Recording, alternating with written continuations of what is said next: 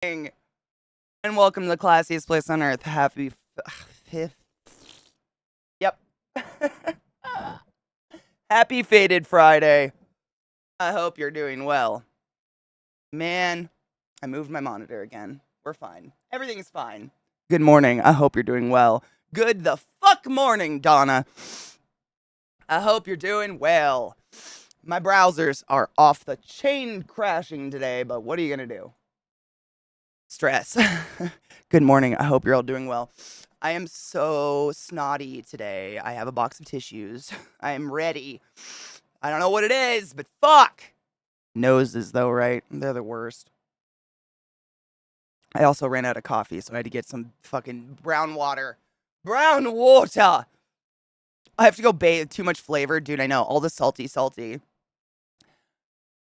Good morning, Knives. How are you? Dude, isn't this... I got this for free millions of years ago. Some sponsorship. I'm trying to think of Into the AM. I think they're still around. But it's one of my favorite hoodies because it's like that. I don't know what kind of material it is, but it's like, I don't know. I don't even know how to describe it. Soft. Knives. It's seriously like nothing's on. I pull up Firefox, pull open YouTube, and it just, oops, something went wrong. Doesn't matter how many tabs are open. It just is doing it. And it'll just do it randomly. It doesn't matter what tab. It's not consistent with the website. Yeah, it just does that like, oops, shit. It's just Firefox is just kind of working, I guess. I'm struggling through it. I just don't. There's disadvantages to every browser. And you guys know, like, once you have all your bookmarks and everything set up on a browser, it's really stressful going to a new browser. And so I don't want to do it until I'm absolutely sure there's some browser that's definitely better. But most people actually use Firefox, so I don't know.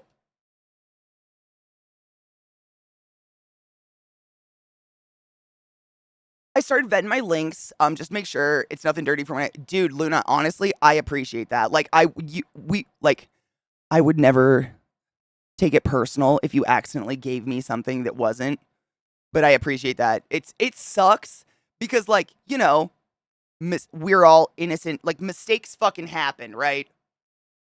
Mistakes happen. Unfortunately, I'm responsible for anything on my stream. So I appreciate that a lot because I don't want to lose my livelihood, you know? I feel like there's something in my eye.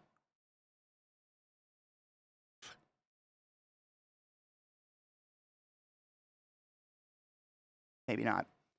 Mistakes happen, man. I don't think it went through the last time. Oh, let me grab. Hold on. No, it was probably me. Or it crashed. I lose a lot of links that way, unfortunately. But I try. No, we didn't see this.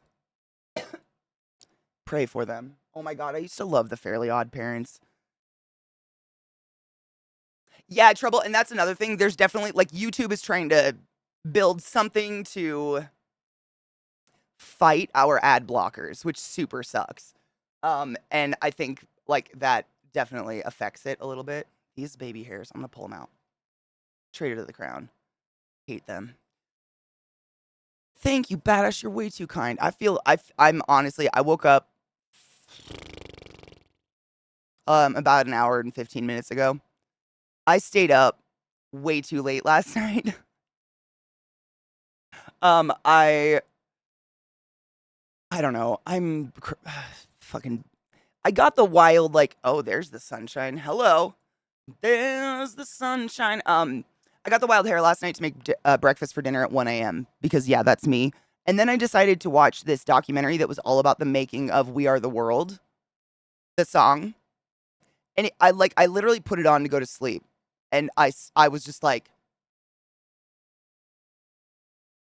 it was amazing. I don't even know what it was called, the documentary, but it was really, do you know what it's called, Robo? It's really good. I mean, just getting to see all of those legendary human beings in the same space. And, like, there's a lot of clips of Michael Jackson just singing. Like, it's, what would you say? It's like found footage, for lack of a better term, of him just by himself in the studio kind of riffing off of the song. And his voice is I I mean, I don't think I've ever heard Michael Jackson just doing that, just like singing on his own and not for a song or something. He was literally his voice was like auto-tune. Like, what a magical creature he was. Greatest night in pop. Thank you, Bucko. The greatest night in pop. It's pretty fucking good. There's just so it's like honestly, I kept having to tell my brain this wasn't AI because all those famous like legendary singers in the same room just couldn't compute for me. I kept thinking like, "Oh, it's nice AI." That's not AI. Stop it. Oh, Ash, fuck that shit. No, I wasn't, but I was up at 3 a.m. watching that movie. Oh, Korath, don't go on the internet. It's a bad time. Is it on Netflix? That's where I watched it. Okay, I didn't even remember because I put it on to go to sleep. I figured it'd be good music to go to sleep to, but it ended up just being so interesting. I couldn't send the link for Clerks 2 because Jay is naked. Yep, it's dude. I'm not kidding you. That scene used to be an alert in my channel. Like Jay with his dick tucked back. Is that my gift?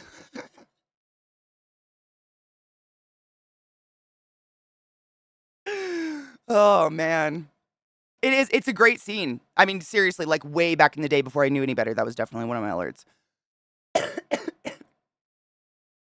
Breakfast for dinner at 1 a.m. You're my fucking spirit animal, dude. Breakfast food is the best food on earth. I just don't want to eat it during breakfast time. I honestly, I hate that breakfast restaurants or that restaurants in general stop serving breakfast at a certain time. Why? Why can't I get eggs anytime? I like eggs. I just don't want breakfast. I just want it later. Why? I feel like I miss out on so much good. Like, I would go out to eat exponentially more if breakfast food was available past morning time. For sure. I just wanted to have an idea for what I'm in for, but I think I scared myself more. I mean, honestly, that's what the doctors and nurses and shit are for, to talk to them. Because seriously, the internet is the scariest place in the world. Like, Cora, no shit. I'm no shade. Like, everybody does it. I could do it. Everybody Googles a symptom. We all do it. But the internet will always give you worst case scenario. Always. There's bumper stickers that a lot of my nurse friends have that quite literally say, "Please don't mistake your Google search for my nurse degree or something, my doctorate or my respiratory degree, et cetera, et cetera." And it's like, it's a joke, but it's also not, because it sends people into a panic. And it's no fault of your own. Like, you're just trying to be an advocate for yourself, right? It sucks. It's like, how the fuck do you be an advocate for yourself? Breakfast food is too heavy for breakfast. I agree. And I was thinking about it, like, breakfast food is one of those perfect meals where, like, for instance, if I have dinner and it's like a really salty, what's the word? Savory meal. I feel like I really need something sweet afterwards, like my frozen M&Ms. But breakfast food, you don't need that because it's got all the flavor profiles right there. Oh God. Oh my God. I just read the thing on it. I was concerned when my daughter came back from walking the dog without the dog. That's the title of whatever the link is I just pulled up. I have no idea what's going to happen there, but I'm excited.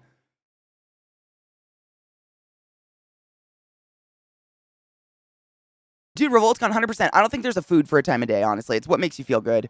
When I met him at a convention, I got him to sign the screenshot from Clerks 2. He put my name, Loves Mangina. I would have died. Exactly. I looked up why I had little dark spots in my poop. Internet said I was dying. Yeah. Always. I mean, it's literally always going to give you worst case scenario. It sucks. Got to find yourself a Waffle House. We have a Waffle House less than a mile from my house. No shit. It was shut down when I moved here because of COVID, and it's just recently opened up, and I keep meaning to go. I just don't leave the house. But there's no shit. It's like, I'm not kidding you. It's less than a mile from my weed store.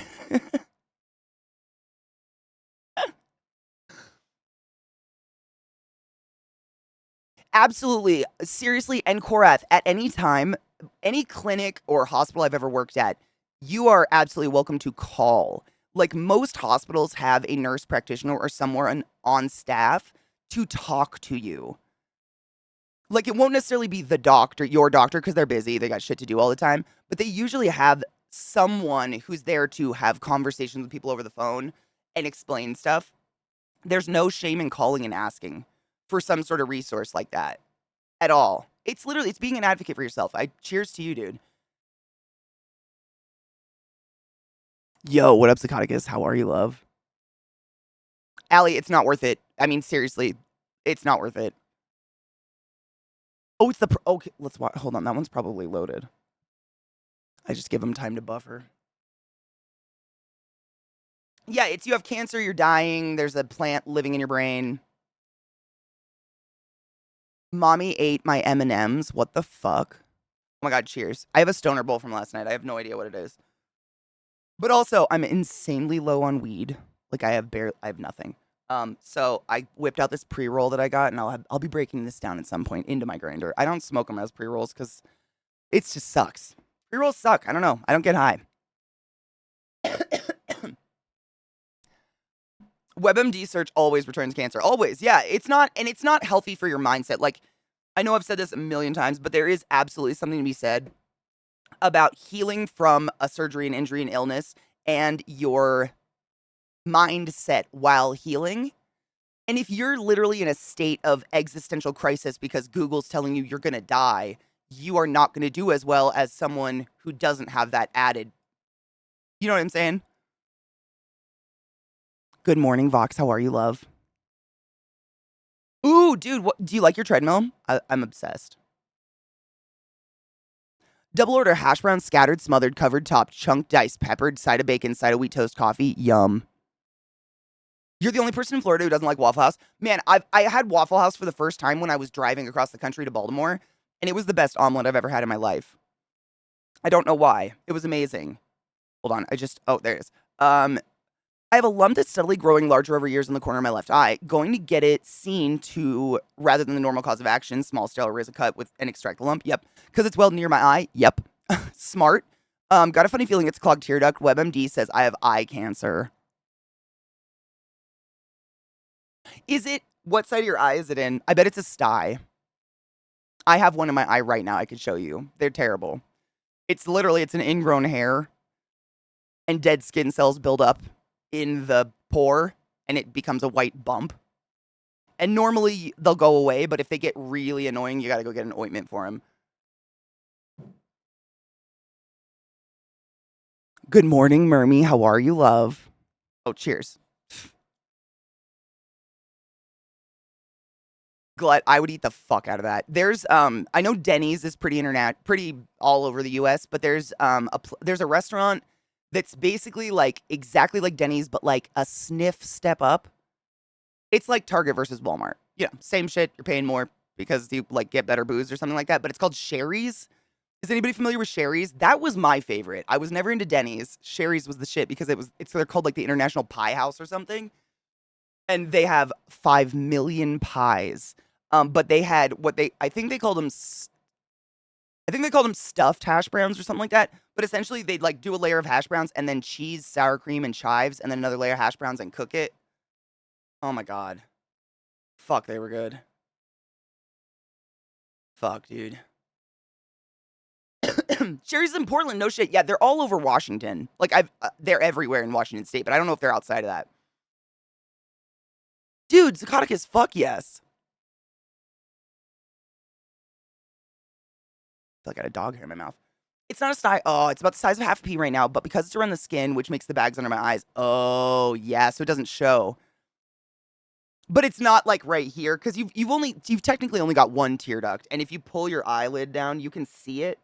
It's right at the edge of your eyelid, right there, like in that corner. You can actually see a black dot, like a hole, and that's the tear duct. So if it's not there, like here, then it's probably not a tear duct, but I don't know.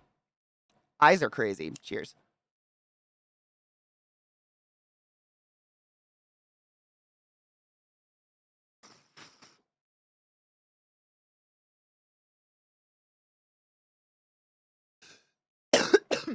I think I've heard of Eaton Park, Donna. That sounds familiar. We do thrive on gross pictures. I love me some gross. Ooh, our sub alerts shouldn't be off, but they were acting weird the other day. They're not muted or anything, but there's always something going on, right? Who knows? There was a 2-year subiversary and there's no alert. It's not even in my. It's not even in. Oh, wait. Mermy, I have an idea. Reload chat and see if you have another button to push. It's super weird. This happens to me sometimes on other people's streams, but it'll say I have a resub and I'll click it and then I have to resub again to like show my resub. It's like I can resub and then I have to push another button to like get the alert to pop or something. That happens to me every once in a while. I don't know what the fuck that is, but that might be it. Try it. Because that's weird. Literally nothing has. Oh, bitch! What did I say? Thank you for summoning the class, keeping the class alive, and giving a fucking anus swings for 2 goddamn years. I appreciate you. Thank you. I did, but I turned them back on yesterday, Revoltcon. We turned them back on because they were, the follow raid was weird. Not really concerned that I'll miss with a razor blade. I'm more concerned about infection around my eye, which I can't do shit about. Exactly. And you never know. Like, a lot of the times, little, there's a bunch of names for them, but basically little calcified growths. I have them in my wrists. I don't know if you can see that lump right there. There's a bump. It's like nothing. It doesn't affect my day, but we have them all over our body, right? They just occur all the time. Unfortunately, what can happen is a lot of the time, because they tend to grow, like, they accumulate on something in one space. They're not like free floating. It can be attached to a tendon or a nerve. And you do not want to fuck with that. You are absolutely correct. Like, God forbid you sliced a nerve near your eye. The rest of your life, my God. Yeah, I have them. I've been told mine are, like, it's damage from snowboarding, actually, like falling on my snowboard. But there's one. And they're nothing. I've always had them since I can remember. That's the most visible one. But it's not like a hard pearl or anything. They're just calcified growths that accumulate in your body as you age. Everybody has them. My mom, for instance, years and years and years of her life had like 4 or 5 little pea-sized ones taken out of her breasts, just to biopsy them, make sure they're not cancer and everything, which she did get eventually, but it wasn't from any of those. She got ductal. But everybody has them. But yeah, it's very smart never to cut into your body by yourself. Like, you're so correct. I'm very happy that I have intelligent friends that aren't slicing their face open. Thank you. I don't want to worry about you putting razor blades near your eyeball. And this is coming from someone that used to separate their eyelashes with a safety pin. Don't do that. Let's watch some funny videos. No shit, Allie, back in the day. Oh, yeah. It was, not just me. Everybody did it. It was like what you did with your mascara. It was the pink mascara with the green lid. Was that Maybelline CoverGirl, something like that? But it was so thick. It was like paste that it would clump. Like, it would make you have like spider lashes. It would clump all your eyelashes together. So you'd put it on really fast, and then I would literally be sitting on the ground in front of a mirror, leaned on a wall with a safety pin, and I would sit there and pick my eyelashes apart. Everyone did it. Disgusting. Don't do that. It was just what you did. It's fucking disgusting. Don't do that. So unsafe. Looks like I'm re-examining my whole body today. Oh God, did I ruin you? I still separate my lashes with a safety pin. I got no shit, Viata. I went on because I'm not saying I've definitely done that in the last year, but it's 2024. Mascara shouldn't clump. Are you fucking kidding me? I went on Amazon and I looked up spoolies and I got a pack. Literally, I think these are meant for people who put professional eyelashes on or something, because they're all like, it literally was a pack of 10 of these really cool rainbow colored spoolies with jewels on them for like $5. But I got a ton of them, so I can just I don't have to reuse dirty ones over and over. They work really good though. I really like them. But I've been doing that instead because we've all done it, but we shouldn't. We know we shouldn't. Great lash. That shit. Mum's phrase for super long eyelashes. Why would you want them that long? You could scoop your peas up with them. That's hilarious. That's fucking great. I had a laser razor to my eyeball. What?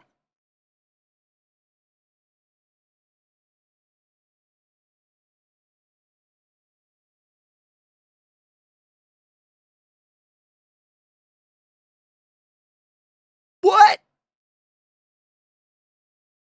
What up, ghetto? Honestly, every time I spell hoe, I spell it differently because I cannot figure out which one's which. Like there's hoe couture, and then there's hoe something else, and then there's hoe. So I've just decided to make my own spelling at this point. I don't care anymore. Good morning, Rod. How are you, love? I refuse to use any mascara that doesn't have any sort of rubbery applicators compared to the pipe cleaner type ones. Way less clumps. No shit. Same. I've been into this one. L'Oreal Hydrofuge Telescopic. I have like dummy long eyelashes, so I don't use a mascara that's like lengthening or volumizing or anything like that. But no shit, it's the little, it's got the fucking, it's that guy. This is the best ever. I don't like any other fucking spoolie clumps, right? I don't understand why any mascara has gone to anything but these little rubber things because they're the best. Like literally. That's what I'm saying. It looks like there's nothing on it, but I definitely am wearing mascara. Like because it doesn't pick up so much product that it's going to leave balls of it on your face. You don't need that much like really realistically, how many eyelashes do you think are in each eye? We don't need that much mascara and they just dump it on you. Oh, surgically removed my left eye lens as it started to cone. Oh my god, ow. Honestly, Viata, I don't, it's like is it hot? I think they're all haute couture hoe. I think it's all hoe, but honestly, fuck if I know. I don't know. Robo, yes. I'm just moving. Oh, shit balls. I was moving Donna's link over. Let me grab yours. I'll buffer it. And then we're going to watch funnies. Oh, dude, is that Fraggle Rock? I used to fucking love Fraggle Rock.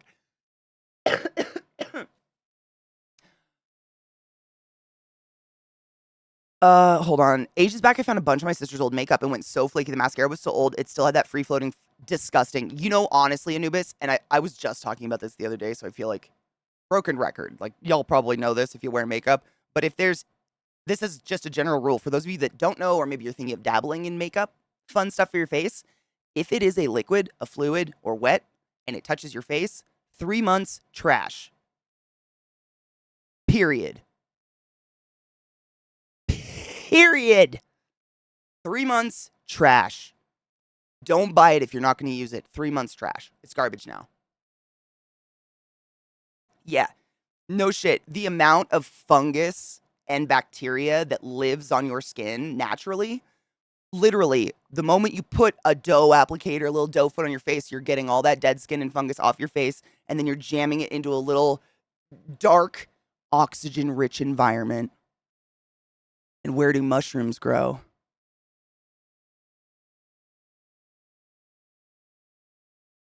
I cannot I mean, seriously, long story short, microbiology, first day of class, we got to swab whatever we wanted, and one of the girls in class swabbed her phone case because it was covered in her makeup from her face, and her petri dish, the swab of her face on her petri dish, grew fungus over the entire incubator and overtook every other petri dish. No one else knew what we grew because bitch's makeup face destroyed everybody else's petri dishes. Your face is nasty. Throw it away.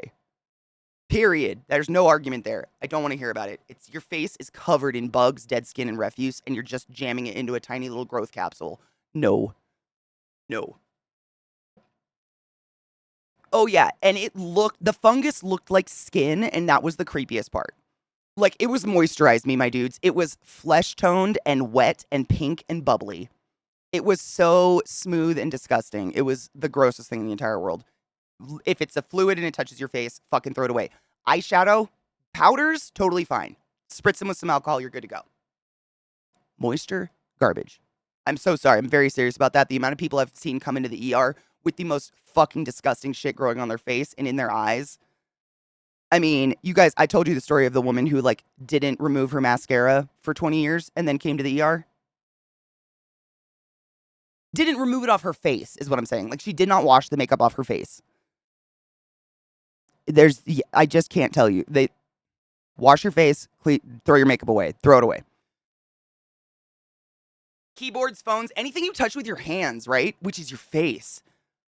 Yeah, especially when it's near your eyeballs. So hard, yes. Oh yeah. I'm not exaggerating, I'm not lying. Like we have the incubators we use to like grow shit in petri dishes and whatever. It looks like a mini fridge and it's got 2 levels, and I think it held 12 petri dishes per incubator. And her, in under 24 hours, grew the entire thing. We opened it up and everybody was like, well, I don't know what mine was, but whatever that one is. And it was her makeup. It was her face makeup.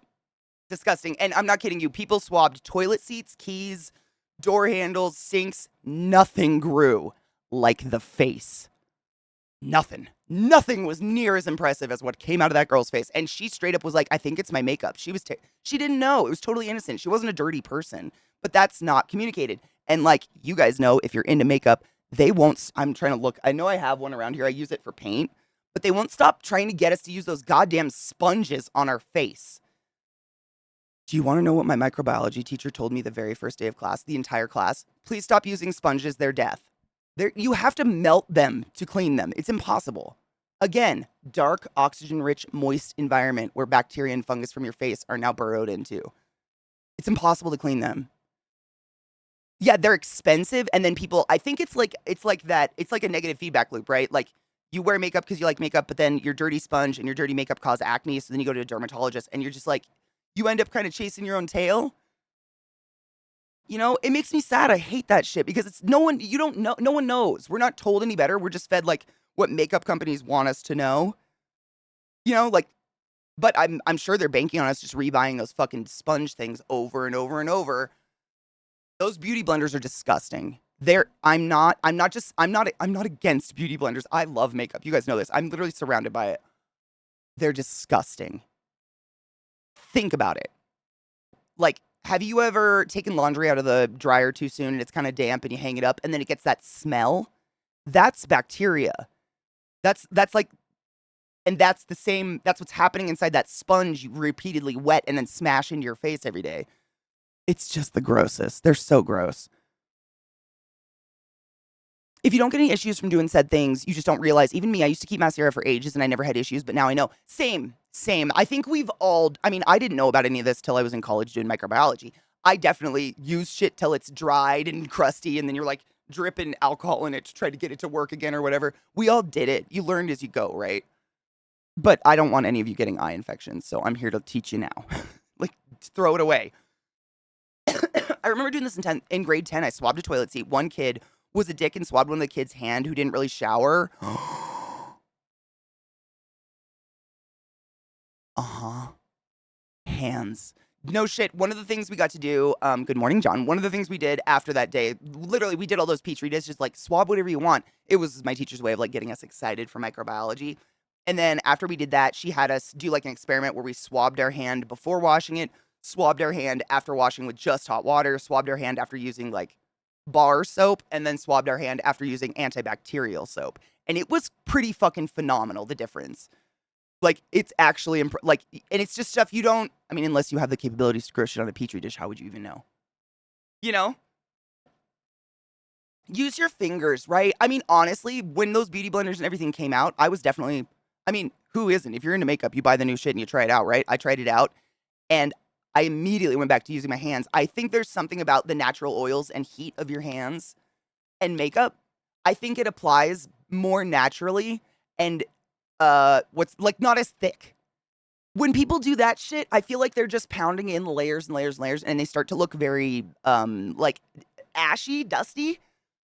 Versus when you do this, it's like the warmth of your skin and stuff is working in it. It just looks more natural, I feel like, and feels more natural. So that jizz rag I have, oh my god, reasonable. I could tell you so many disgusting stories about jizz rags. I don't even want to go there. Let's watch a cute video before I get too gross on you. But no shit, Reddit ruined me. What the fuck? This isn't the first one, but what the fuck? What was that? God, I hate autoplay so much.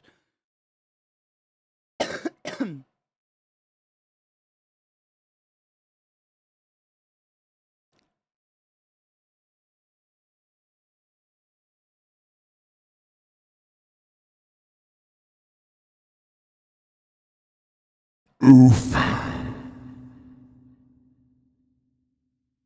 Oh, you're so right, though.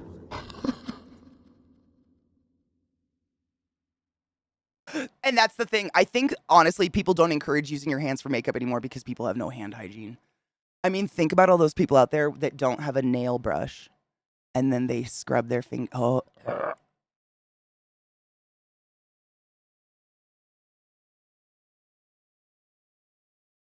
Oh, nope. I'm sorry. One moment. Nope. Poop on your face. It's poop on your face.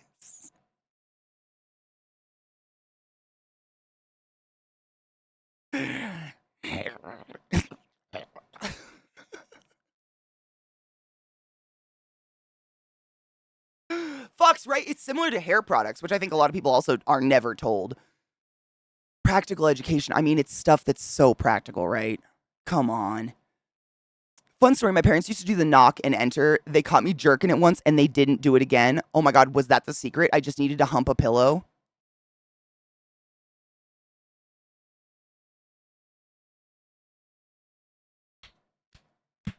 My parents used to do the same shit. I was just talking about this yesterday, Rage. Like, I remember quite clearly, multiple times.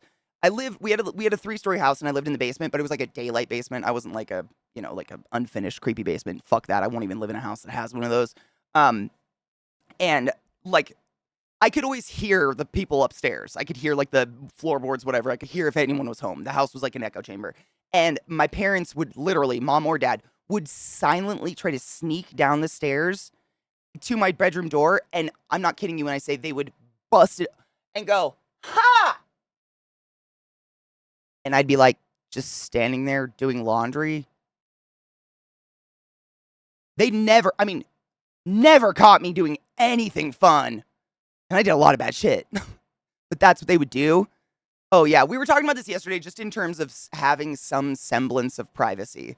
Oh, yeah. My parents were definitely the type that's like, you live under my roof and I own you, no locks. Because you're inevitably doing something evil back there. Whatever the fuck. Girls get punished. I mean, don't we go blind or something if we touch ourselves? There's something like that. Like trying to catch you 100%. Oh, yeah. They thought, I mean, I try not to give them too much shit because I am the second youngest of 8 and the first of all of my siblings to graduate high school and like not go to prison. So I kind of understand where their paranoia comes from, but also I kind of wish I could just be like, hey, you had 8 kids and we're all different humans, and just because those ones fucked up doesn't mean I'm fucking up all the time. Like, stop projecting all my older siblings' trash on me because you have no control over them anymore. Like, I'm just chilling in the basement trying to paint, and you're over here giving me a fucking heart attack. Can you not? I thrive in my privacy.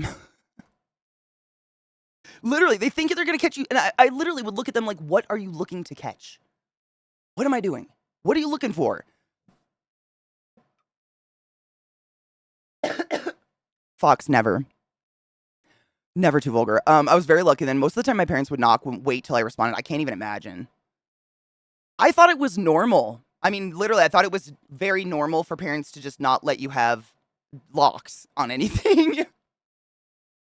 Swedish far-right politician had to step down from his station because it's been revealed he has a runic tattoo spelling out Adolf. Okay, so Adolf's like a name. And I think there's some older generations who literally are named Adolf. Is it... I'm trying to give him the benefit of the doubt. Is he a Nazi? Am I giving a Nazi the benefit of a doubt right now? I don't want to. I don't want to do that. Also, it didn't obviously work with your older siblings, right? I mean, this I can't generalize this, but in my personal experience, overbearing parents create very good liars. You know? Thank you, Rod. It's a nice one. Actually, it's warm, which is nice. The party has Nazi origins. Really? Oh, fuck. Fuck that. That sucks. I know. Cheers. Why are we... Dude, I think it's just cleaner and I like it. I think. Yeah. Or its tone. I don't know.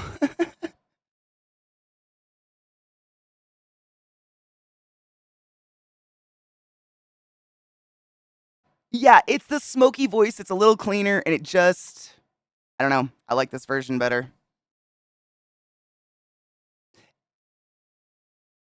I feel sad about it. I love Leapfrog. Please don't think it. Please go listen to everything he makes. He's incredible.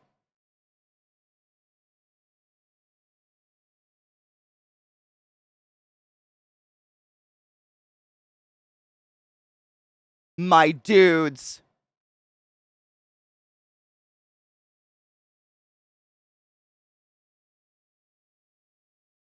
We have fucking all heard that song. I have something important to say. I have been. Bless YouTube sometimes. I'm grabbing these links real quick. Boop, boop, boop. Ooh, I almost missed Cadillac. I got it, bitch. The Britannic. The Britannic? Stop it. Autoplay haunts me. So, I minimized the video. I like unfull screened the video for Leapfrog. Top video per script. Yeah. Help my mouth! Why am I like this? Drumeo, new video, Primus.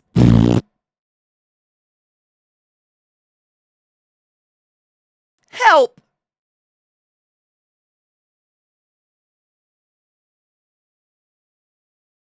Good God.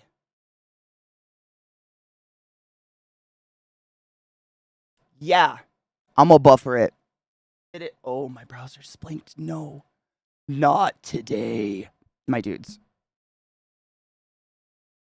How did we not see this dropped? I'm very excited. I have blocked autoplay everywhere. It's not necessarily there's autoplay. This is the problem.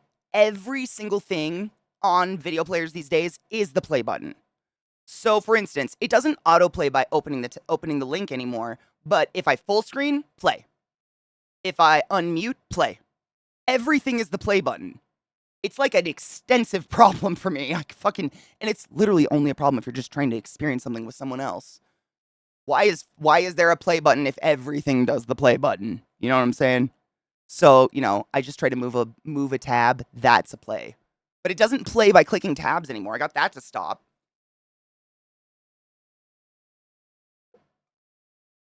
Dude, I just stumble over my words sometimes. I feel like I'm having a stroke. Not trying to make light of a stroke, but it drives me fucking crazy.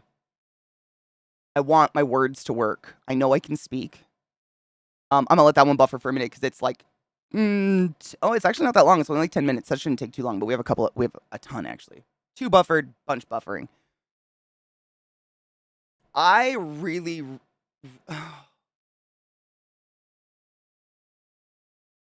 Mishy, did you theoretically suck some dick for Primus? Because I definitely was introduced to Primus by a beautiful boy that I may or may not have touched.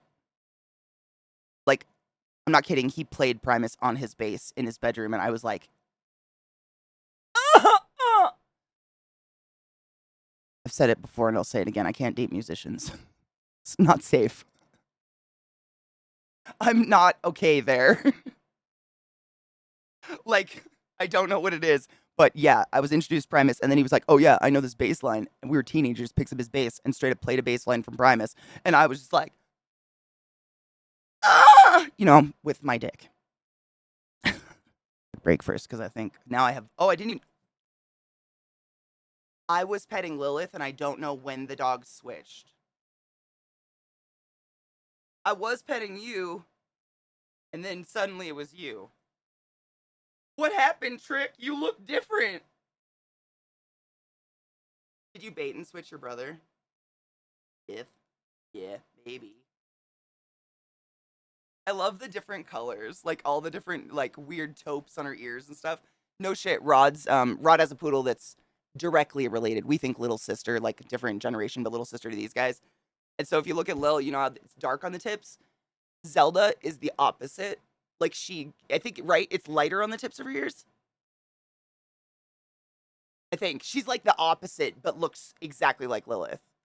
It's so weird. Like the chest pattern and everything. I know. She reminds me, like, she looks like she has diamonds on her eyes. Like a harlequin. Do you hate this? Oh, you love this. Oh, yeah. And hear her eyeball squish. They really are magicians. Trick's still here. They feel exactly the same right now, so I didn't even notice. Squish that pood. Are you licking my earbud? You what? You need to go potty? What's up?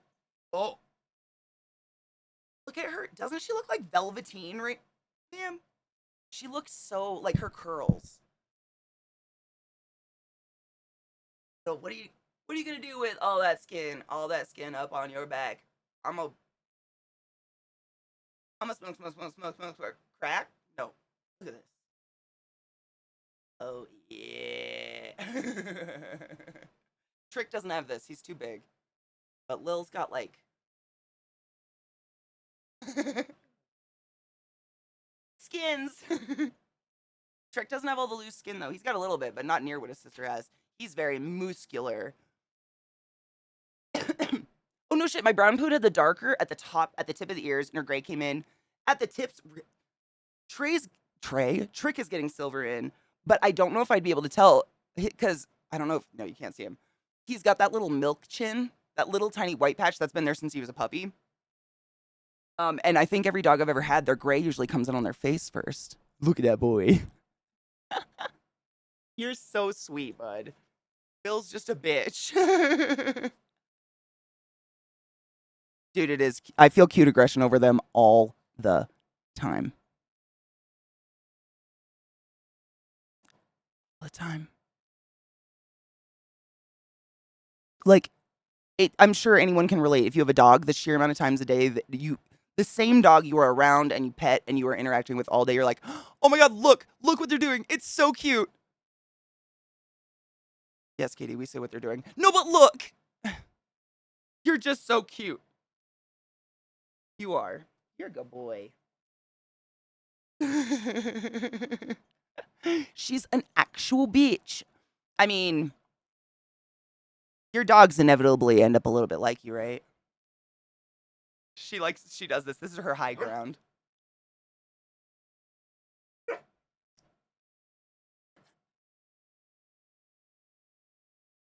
Tell us what you're thinking, bud.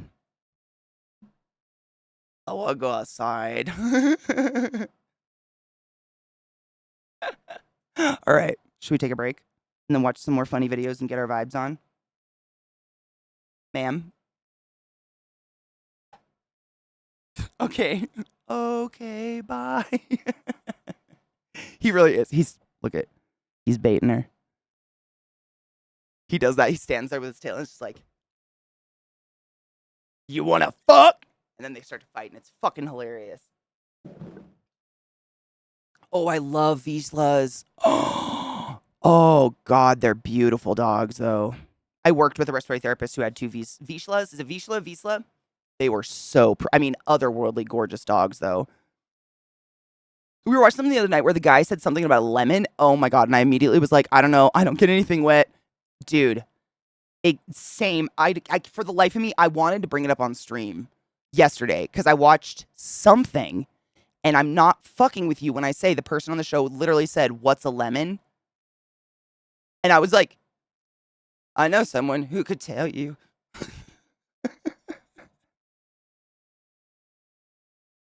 It works, though, because I actually fucking love lemons. So I'm cool with us just lemoning. All right, quick break. Every couple of hours we take a break. I encourage you to stand up, stretch your legs, get some water, load a bowl. Do what you need to do. I'll be right back. The poods, they battle. Get him. Get her. Imagine, this is, if you saw my tweet the other day, I tweeted, okay, hear me out, UFC, but open mouth toddler kissing only. This is what gave me that idea. Because that's all they do. On each other. What is this? This is fun. Imagine if this is how people fought. We just like stomped at each other and open mouthed each other. I'd watch that too. Oh my God, Robo. I don't know if you left already, but this is literally the very, very next thing I was going to put up. And I know that was your link, and I apologize if you're gone already. I love you so much. Yep, and then you know that like skin that I was playing with? They will literally grab that on each other and fucking. Have you ever seen that video? A video GIF, whatever. It's a girls' soccer game, and there's one player who grabs the ponytail of another player and just like, whoop, bam, and fucking body slams her onto the field. They do that with each other's neck skin. It's incredible. Incredible. It's total pack bonding. And on top of that, I will never ever regret getting two dogs at the same time because they taught each other limits on play by doing all that to each other instead of me. Because they would yipe. You know what I mean? That's how my sister threw me down the stairs when we were kids. Wow. Okay. Break time. Be right back. Jesus Christ. Oh my God. It's not even that cold, but we're getting this wind that is just. Fuck.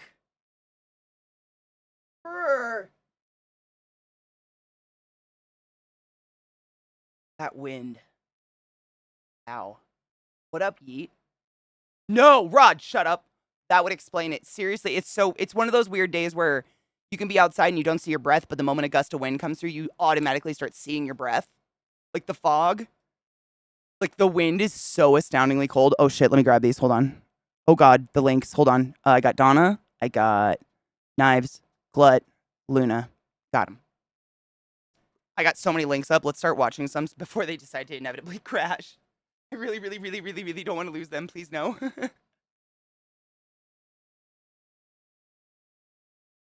you hear about the joke about experiencing deja vu? Jesus Christ. How could you? Oh, Music Man. Fuck yeah. 9? No, that's cold. That's still cold for me, I think, right? I think that's still cold for me. What is that in Fs? 17. Wait, no, 20 degrees C is like 70, right? Oh, that's not too cold. That's pretty balmy. See, that's what we've been relatively like warm except for this wind. It's really confusing because you'll be outside and you're like, wow, this is nice, and then the wind goes through and you're like, oh, my bones! Instantaneously. It's really painful. Mountain wind. Oh, I went straight to tickling you? No. I went right into a ball. Fast forward, I'm sleeping over. You wake me up by sitting on me and tickling me. Oh my God, no. Tickling is fucking human cruelty. I am an overtly ticklish person. You tickle me, I'm going to punch you in the throat. I would never. Side note, I watched a documentary. I listened to way too much fucked up shit. There is like an underground sport. How do I put this? They're masquerading as a sport, but it's actually like an underground, like softcore porn ring, and it's competitive tickling where they like tie someone to one young man is tied to a bed, and then a bunch of other young men tickle him. Don't watch it. That's all I can think of. When anybody says tickle now, that's it. That's all I have in my head now. It's not okay. It's so weird.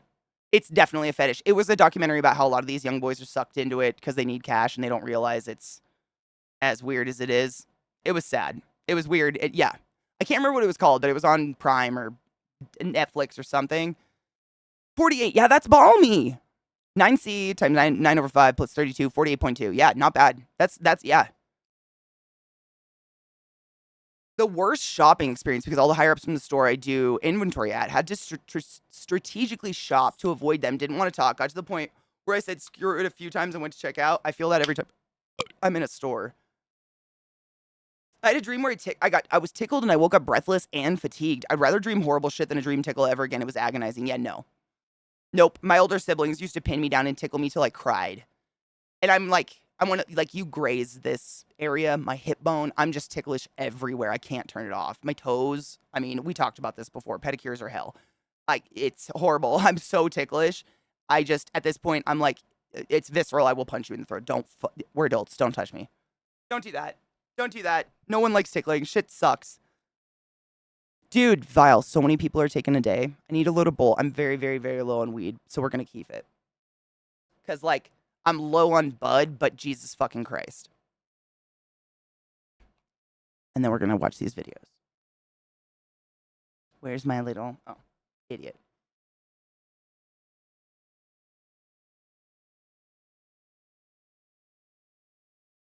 C times 2 plus 32. No shit. So... Yeah. I literally... I just... For some reason... I have this scale, mental... Like... I start with 17 degrees C is... Or no, 20 degrees C is around 70 degrees Fahrenheit. And then I just kind of, like, guesstimate. And I just did that mental math, and that's pretty fucking close, yeah.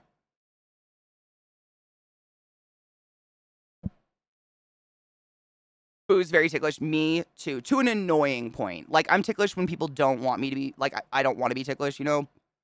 Like, taking a group photo and someone puts their hand around my waist, I'm like, no. I get, like, pre-tickle panic. It's terrible. I'm keeping my bowl. It's like surgery. Same. Yeah, it's the worst. I hate it. It's like if someone even hovers their hand near a spot on your body that you know is ticklish, you start to get ticklish and, like, immediately, and you feel uncomfortable. I attacked her from knowing zeros, 32, and opposite ends. Yeah. Yep. I'm glad we all have that. Like, it's like mnemonics, right? I used to, I think I learned it from hospital. We do that a lot with hospital stuff because, unfortunately, in America, everybody knows imperial, but in medicine, we work off metric. So people will come in and start spitting imperial shit at us, and we have to do metric conversions in our head real quick. Because medicine's universal and metric's better, America. Premature articulation. Jesus Christ, you're not wrong. Yeah. So we're saying is bring you to a funeral and then, like, oh my God. I mean, let's be honest, Knives. I can't. I'd probably laugh at the funeral without that shit. I'm kidding. A little.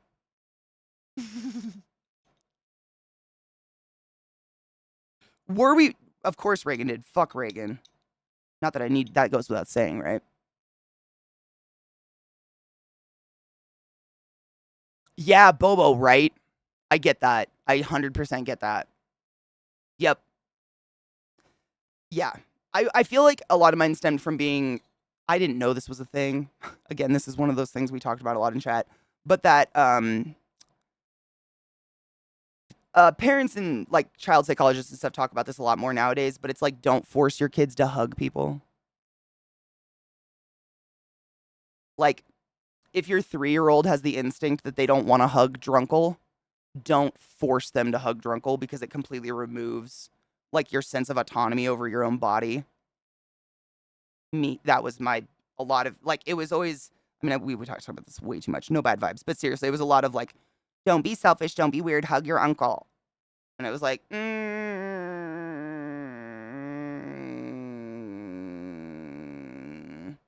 boundaries. Yeah. Yeah. And it's crazy because I feel like children have crazy instincts, you know? Like, kids don't, like, little kids do not have nefarious reasons for not wanting to hug someone. There's a feeling there, you know? Yeah. A lot of that. Yeah, go hug yourself, bitch. Fuck. If you're drunk enough, go do it. This year, cost of swapping American to metric is highly prohibitive. Just think how many road signs would need to be made to include metric units and then remade again in a couple decades to be completely metric. You right. I mean, yeah. You ain't wrong. I have no way around that one.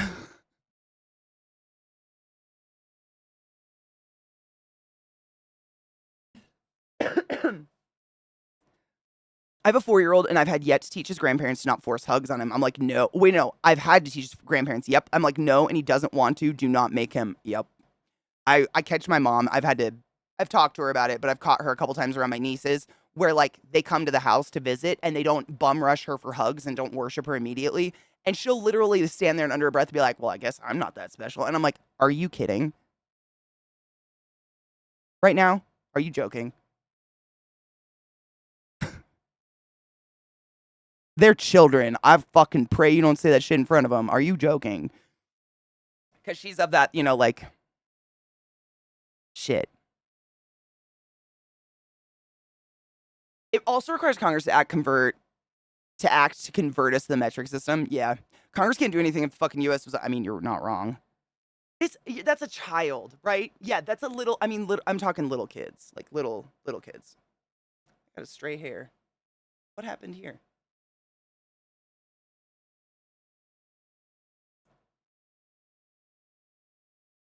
Me neither. Crispy, I would never, like, I would never God, I mean, does it even need to be said? Forcing physical contact on a person is weird, right? I don't think that especially here, that goes without saying. Forcing, pressuring any physical contact with another human is that's weird. I got a shit ton. We're going to start him now. I had to put that. I think I literally just missed a chunk of hair. What's this? I woke up late. Let's not talk about it. Same. I do this and I go, can I have a hug? And if they don't want a hug, I'm like, sick. Not offended. Like, I'm here to give a hug as a gift. I'm not asking for a hug because I need a hug. You know? I don't feel like that's like, I don't know. I would. I love to hug, but I mean, who the fuck loves to hug someone who is not wanting to be hugged? Are you kidding me? That's gross. I would feel so disgusting. I just want my money back. But again, I've said this so many times to you guys, and it still baffles me. I've never, ever felt the urge to lash out at another person for my personal whatever, ever. And I don't know where the fuck that instinct comes from. Why? Like, you are upset about something, so someone else should hurt when they had nothing to do with said thing. I've never had that instinct. Ever. And I feel like that's where a lot of things come from.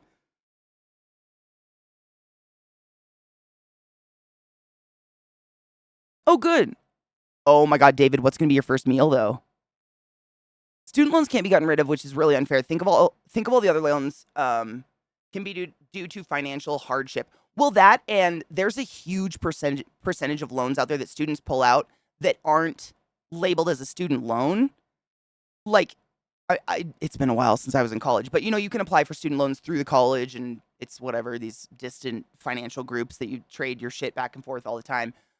And I remember when I was in school, every single quarter you had to reapply for financial aid, prove you were worth it, prove you weren't fucking around, whatever. And I would shop. Like, I didn't always go with just the loans the school was providing. I would shop all like credit unions and shit like that. But unfortunately, if I got a loan from a credit union, that doesn't categorize as a student loan. So none of that would have been forgiven, Or like the fact that I had 3 credit cards over $10,000 just from school books. None of that would be forgiven from student loans. Like, there's a lot of shit. I mean, God forbid you're in an accident while you're in college. Like, there's so many things beyond that. I think it's just like I see what they're trying to do. Like, I think it's a step in the right direction in that, like, we joke about it, but people come at this generation, myself included, where we came out of college and they're like, why didn't you get married, have kids, and buy a house? You're destroying our economy. And it's like, I pay $2,000 on my student loans every month. How am I supposed to do any of that? So it's like, I think it's a good start. And I'm just one person. That's just how I think of it. But it's like, if we start people out at such a young age, thrust them into life in such a negative way, they have no hope. So it's like maybe starting it more at the beginning. I don't know, though. It's just what I think about these things sometimes. I have no idea. There are a lot of predatory retirement homes where they basically make you sign over 80% of your assets to them. Disgusting. It's like a reverse orphanage. Drop your parents and leave. That's exactly it. Yeah, it's really, really sad. Yes, Allie, I did a lot of rotations at old folks' homes, retirement homes, nursing homes. And honestly, the patients, like, I've said this to you guys before, but patients that I've had inpatient and out, when they have a support group and family and people around them, they tend to do better. They heal faster and they get out of the hospital faster. When they're alone and no one's even there to talk to them but a nurse every 4 hours, they start to just die. Their brain starts to die. It's horrible to watch. And it's like, yeah, they've got tons of family that just don't ever come. Ever. Or they come, once a month on a Sunday for an hour or something after church. It's very sad. It always confused me. I can only speak to personal experience. My grandparents were fucking interesting. I love old people. Like, they lived in a different fucking universe. I'm trying to repack my bowl. They lived in a different universe than us. Like when my Nana used to tell me stories about her childhood, it felt like a different planet. Like, it's just so vastly different than any existence we live nowadays. I love it. And they have a different vocabulary. And I don't know. I'm not kidding. My elderly patients were my favorites. I would just sit and talk to them for hours. They have the coolest stories ever. And they love to tell their stories. Like, it's so fascinating. Like, I don't understand why people throw these people away. Like, they're garbage. And indefinite. I mean, I don't know. I didn't know billing and shit at an old folks home or a nursing home, but I would think just taking care of your elderly family member. Now, dementia and some things aside that you cannot manage on your own, i.e., definitely there are some patients that are unmanageable in a home setting because they put themselves at risk. Like, dementia patients will just walk out into the street and shit like that. Like, totally understandable. But if you're just dropping off the elderly, like, it's so expensive, is what I'm saying. It's a racket, right? Nursing homes, they literally are disgusting. They take so much money.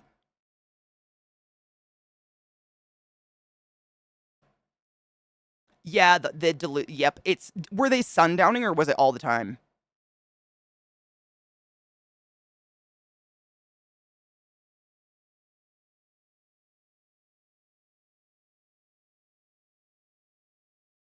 I looked on that because I work for a hospital, i.e., a nonprofit, and I don't have to pay my loans. But the second I don't work for a hospital, I'll get fucked. Yep, that was my situation too. They were like, you have to sign a contract to work here for X amount of years, otherwise you won't have your loans recognized. It was terrible. It was horrible. Hold on, I'm just clearing some dead links. This is not one. Do that one. This one. How you doing? I know a gal who did a double study. I don't know what it's called when you major in two things. Double major. That's it. If you like graduate with 2 degrees, double major. And she didn't pay for her tuition for either of them because she completed them both with flying colors. She's now a psychiatrist with her double study. What a bitch. Sucks to be mid, man. Sucks to be mid. Oh my god, it did sound like a Cowboy Bebop song. Is that actually a Cowboy Bebop fight song? I know it sounded kind of familiar. My ex's wife is getting her PhD and she's literally getting paid to do it. What the fuck? That's I want that.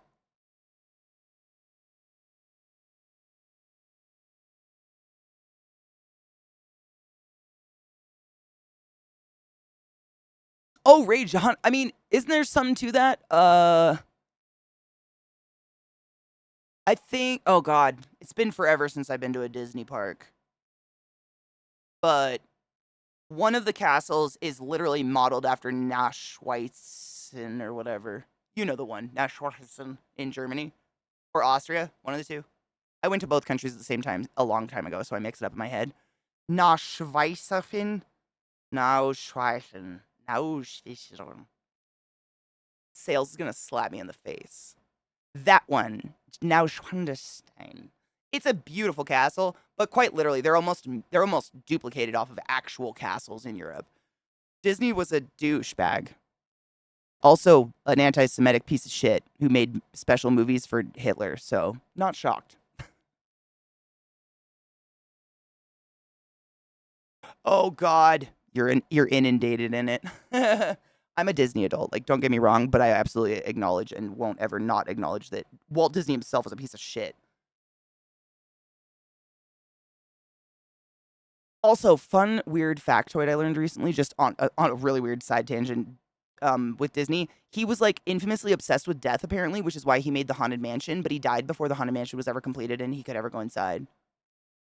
And he never went to anyone's funeral, like no good friend's funeral, because he was scared that it was like contagious. Crazy. Is it Bavaria?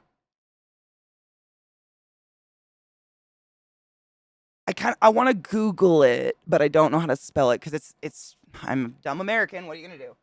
Now.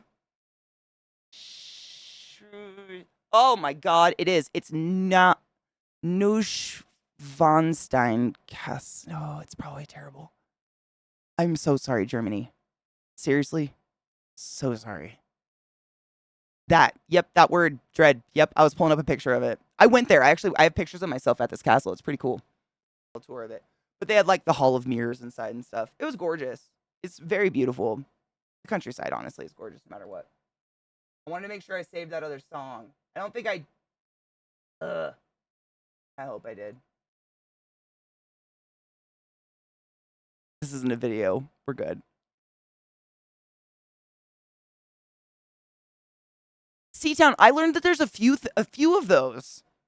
There's the catacombs in Paris, which are pretty epic, and then in Prague there's the Bone Church. That's the one I got to go to. If I think it's still the banner on my Twitter. Not to send people to my Twitter, follow my Twitter, but on Twitter, literally my banner is a picture of those skulls in there, and it's like, yeah, I went to the one in Prague exactly. It's like. So we landed in Germany, and we were in a tiny little village on the edge of the Alps, and there was a little church and like a graveyard on the mountainside. And I learned that people rent a space that they kind of like take care of. They like manicure the plants and they plant whatever they want, whatever, and then it has a headstone. And then one day, if they stop paying for it, the church takes it away, clears it out, and puts a new body in there or whatever. And the skulls are the same way.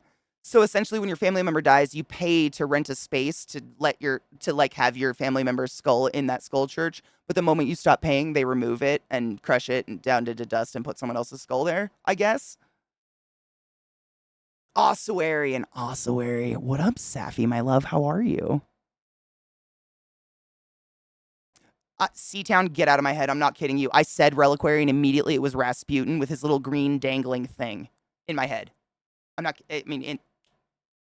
Weird, huh? How we're just stuck with triggers? Yep, instantaneously. Yeah, me too. I haven't seen that movie in years.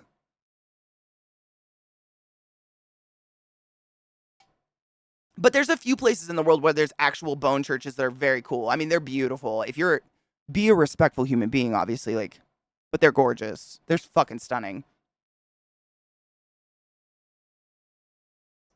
The funny thing about those style of castles is that they were made after gunpowder, so they were never used as defensive structures. They were purely there to be imposing and opulent. No shit. That's the story. I went to a few castles. I'm going to say one of the big castles I went to in Germany/Austria, because I don't want to say it was that one exactly. But we learned like one of the people I travel with is a very, very flamboyantly gay emergency room nurse who loves to obsessively learn about gay history all over the world. So it's fantastic. And one of these guys was like a gay king/prince who he literally built this castle to be like his fuck palace for all of his boyfriends. And it was like he had grottos in the garden that looked like little Aladdin silk laden, fuck beds. And then the castle, like his bed was actually never slept in the castle ever. It was literally just made to look nice. He had separate sleeping quarters. It was a whole thing. If you guys know the castle I'm talking about, it was fucking phenomenal to see. But there was so much history to that. And I thought it was really cool. Yes. Hold on, Rage. Let me give you a permit. Yes. There you go. Oh my God, Safi, you watched all of Has Been? And you loved it? We can stay married. It's great, right? I know. It's really good. We're actually it was released like in total last weekend, and we watched the entire series on Saturday. And because we're all obsessed and the new season isn't coming out for like a year plus, I told everyone we could watch it again tomorrow, and I'm just gonna chill and do my nails while we watch more Has Been if you're bored. But side note, Saf, the creator of Has Been has another show that has more seasons. I think, how many seasons are there, Glut? It's more than 2, right? Is there 2 seasons? We're on season 2. We're actually gonna start that today. I'm very excited. It's called Hell of a Boss. HELLUVA. Like hell of a boss. Same creator, same world, same universe, different characters, and it's equally just as fucking good. I couldn't say which one's better. I have no idea. I mean, I wouldn't compare them, but it's really good. 2 seasons. We're starting season 2, and I'm super excited. I really liked that song. Epic guitar remix. The creator's so cool. She killed it at the NYCC panel and sold me on the show. We watched her do like a Q&A with the cast yesterday. She's so genuinely precious. I love her. It's gore horror musical theater. How can I not love it? Honestly, Safi, but how do you sell it? It's so hard. Like I'm like, okay, it's about the princess of hell who wants to help like a stripper prostitute spider gangster. I don't know how to go. I don't. Please just watch it. Please. It's so good. Dude, and Safi, that's the thing. I'm not huge on musicals. I don't like to say I love musicals because there's a lot of famous musicals out there I cannot fucking stand beyond reason. They just annoy me. But this one's fucking amazing. And there's so many people in our community who have said almost exactly the same thing. They're like, I don't like musicals, and I'm fucking digging this. Because the music, I think, it's not musical music. It's not just people singing or talking along to music suddenly, like, and then I was dead. It's actual like good music you would listen to in your fucking car. I don't know. Have you heard the song "Addicted"? We're obsessed. No shit. This show, Saf. I'm sure you probably know because you're crazy like I am, and you probably looked it up. But the show has been in the process of being in the making for like 6+ years. And it was like crowdfunded for a really long time. They released a few little tidbits, some episodes on YouTube as like a teaser, and some music videos and songs that aren't in the first season that are fucking great. And we have just tried so hard not to over listen to them for the past X amount of years. And then Prime picked it up when the show came out, which was amazing. But oh my God, Addicted is like, that's how I got addicted, which is trite, but that's it. It's so good.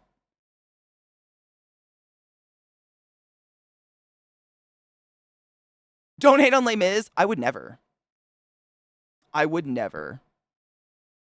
I'm more talking about people that might start rapping like this about American politics, 'cause it's kind of fucking. I'm so sorry. Bad, Katie. I lost that. What the fuck? Thank you for the raid. Welcome, raiders. Please go get a snack, stretch your legs, and get some water. I appreciate the raid. Come back if you'd like. Come back. But seriously, stand up and stretch your legs and shit. What the fuck? I would have incapacitated that human so much. So much. Oh my God. Lizzie, what? A kid at my niece goddaughter's school lifted my niece's skirt, totally innocently. They're 5 years old, and my niece yells at her, "Fuck off!"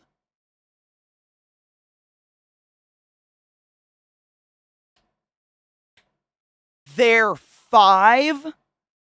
Oh, children. Hold on, Saf, I got it. Oh my God.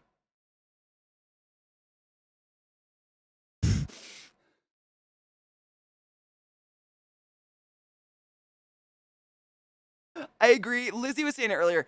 Lin-Manuel, he's actually made a lot of things that I do enjoy. Like, he wrote Encanto. He's a good writer. I just think maybe he became a good writer because he deeply wanted to be on stage and maybe shouldn't be. That's just me. He's not bad. I mean, I-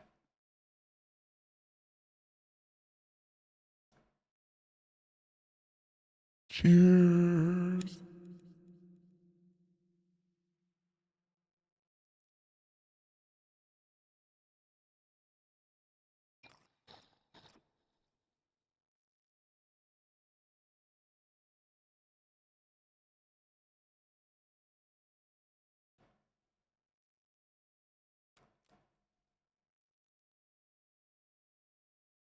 He's not writing songs? Really? interesting. I think my first exposure to who the fuck he was, like he does make a lot of Disney shit and he's written a lot of things I do like, but I didn't really know who he was watching Hamilton, which I still have never made it through because I fall asleep. And I think the biggest issue, and I just personal, is that he put himself on stage amidst actual Broadway classically trained singers. Like if it was him and I on stage, he'd look great. He'd sound great. He'd be everyone's favorite. My bong's smoking itself. No.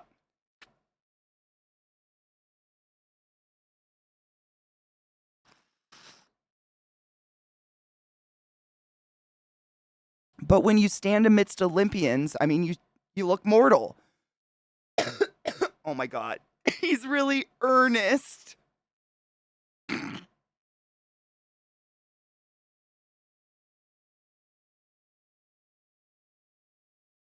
I'm trying to be nice, and you guys are just the best. I mean, like Crispy said, they're literally going to go see Hamilton soon, tomorrow or something.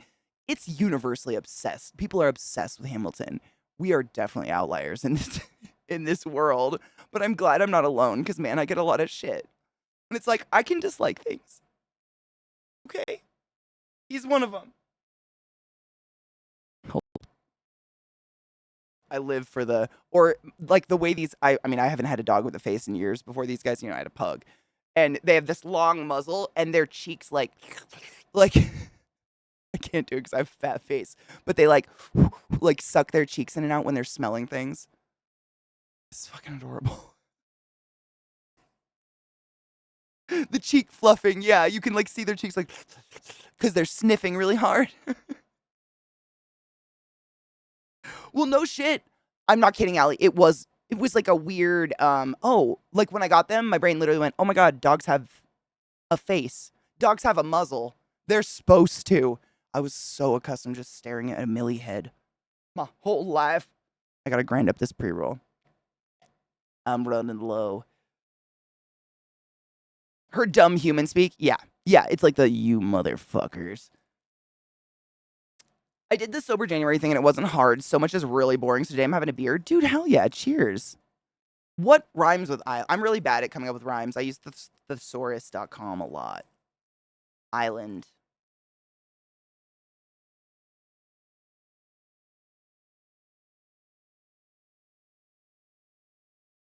Highland? Island, Highland. Did he say that one?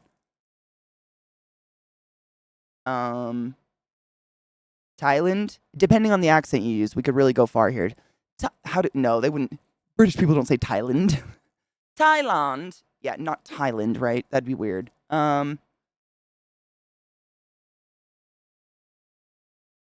Island crammed. I mean, it's a soft rhyme if you just add ed to the end of anything with the same amount of syllables. Yeah.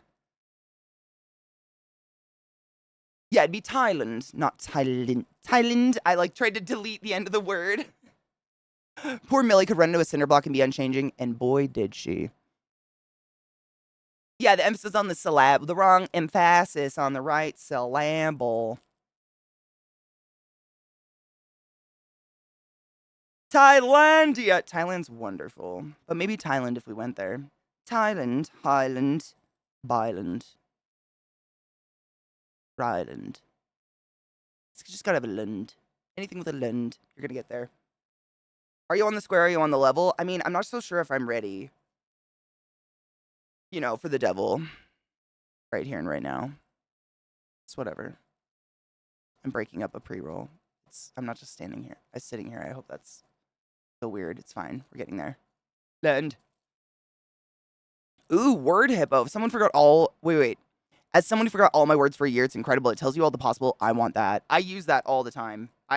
Seriously, if I want... I mean, not all the time, but if I need a rhyming word, I go straight to, a thesaurus.com because I'm really bad at it.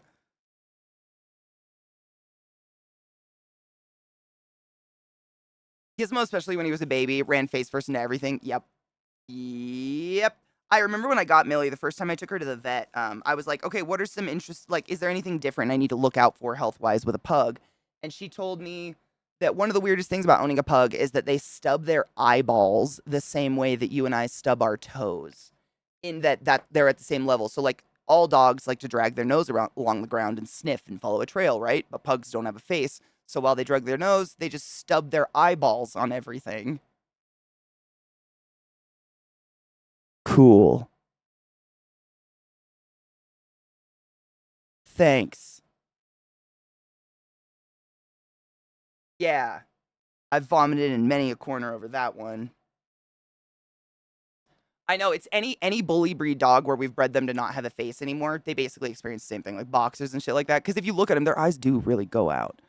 Breaking up a pre-roll is typically the first thing that happens when I come in after the weekend. Everyone who stopped at the dispo breaks up their choice pre-roll and we compare and then proceed to roll up our own product for the rest of the day.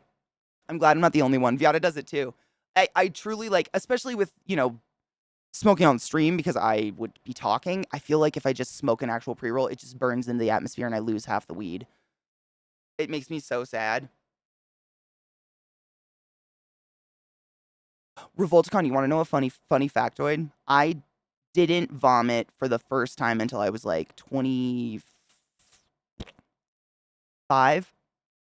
I still to this day struggle with having a gag reflex, but I ended up doing a lot of drinking, and my boyfriend at the time was really worried, so he stuck a toothbrush down my throat, and I finally vomited. But before that point, I couldn't. Like, I would just get sick. No shit. I mean, maybe as a baby, I have no idea, but as an adult, and honestly, I'm way for here. I'm here for puking. I'm here for it. Like, I much prefer this lifestyle because after puking, you feel better. Who'da thunk it? Whereas before, I just have to sit with a stomach ache. I used to say, like, I have the stomach of iron because I never puke. No, it's just terrible. I had definitely had the flu, and just that's not how it. I mean, I would get nauseous, get the mouth sweats. No shit. I just never puked, and I don't know what the fuck that was. I'm not afraid to puke. I don't have like a phobia of it or anything, but I just didn't until I got a toothbrush, and that was like the button. And now I puke. I can puke on a whim. Let's go. It turned on the gag. Not like in a bad way. I can still brush the back of my throat with my fucking toothbrush like a psycho, but it's there if I need it. Nausea is the worst. Just sitting there, existentially nauseous with a stomachache and not being able to do anything about it. Oh, give me puke any day. Any day. And I used to be scared of it.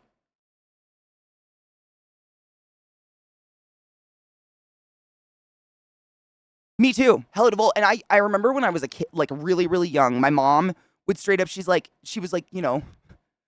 trying to help me puke when I was sick with the fluid as a kid. And I would, I mean, it's so gross, but I'd be sitting there like fingering my uvula in the back of my throat, like, this isn't doing anything. This isn't doing anything. And I just didn't, I mean, I don't have like an overtly strong gag reflex, but I know how to get it to go now. Like, there's a button. It's not a toothbrush, but I know how to do it if I need to, because I think it's safer. I mean, you never know. What if you ingest something terrible?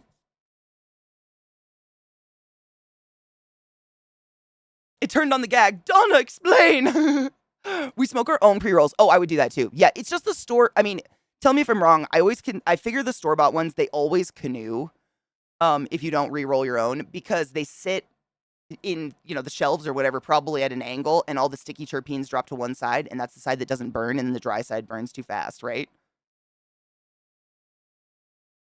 Oh God. I mean, Vex, I'm a super fucking lightweight too. I've only puked from drinking that one time from the toothbrush and everything.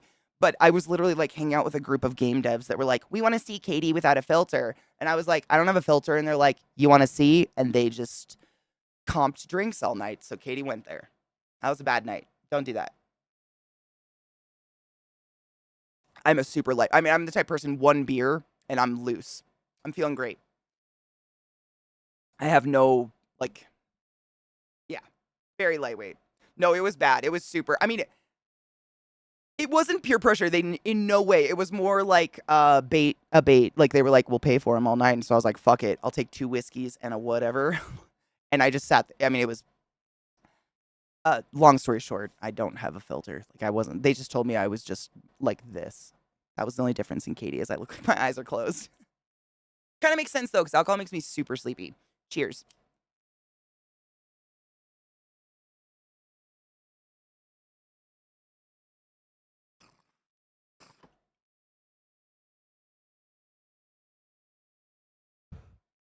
Fox, I'm the same. I've never understood that. My throat's raw. I don't want to eat. Oh, Donna, when you were little, oh. I don't miss alcohol at all. And every once in a while, I'll have a drink socially, and I'm like, wow, this tastes like poison. It's carbonation. Carbonation, 100%. I believe that. Usually one side's open to the air and the moisture is released from one side. That's what it is and not the other. Even in a tube, the J will sit against one side of the tube and will keep its moisture differently. Boom. That's what I thought. Because the ones I roll myself are great, but the store-bought ones, they always burn funny. And we've theorized about that in chat. We've literally like, what is this? What is the canoeing? Why does it happen to us?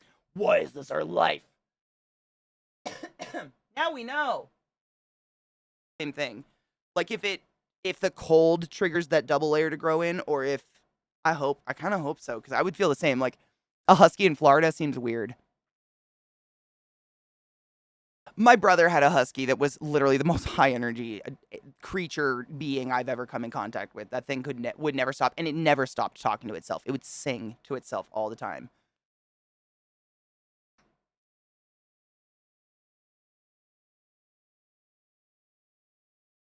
I have dogs that don't shed, so not relatable. Not relatable.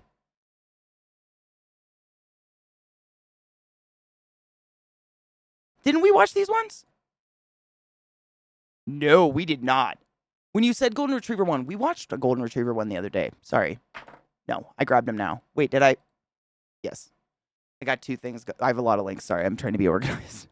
I got him. No. There was just a totally.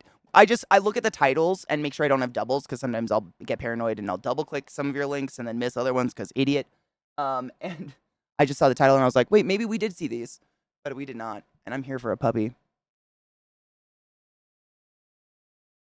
I'm fucking here for a puppy. That was part of an album that you definitely were obsessed with for a part of your life. And so when you hear a song that's a part of that album, your brain just fully expects the next song in the album. But when it doesn't happen, you kind of are like, My brain's doing that with everything in that song. And I'm just having a really hard time like telling my brain, it's a mashup, mash it up. Because I want to hear like, I don't know. It's not bad.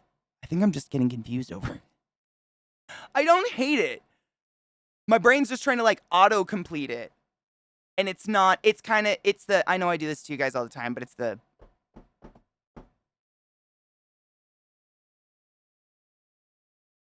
That song does that to me. Sorry. That's what I'm getting. There's something not happening. But it's good. It's like a really, really good mashup. I think it's just the two. I think it's, that's why I listened to it a second time. I was trying to figure it out because it's not bad. I think it's just Hetfield's voice with funk is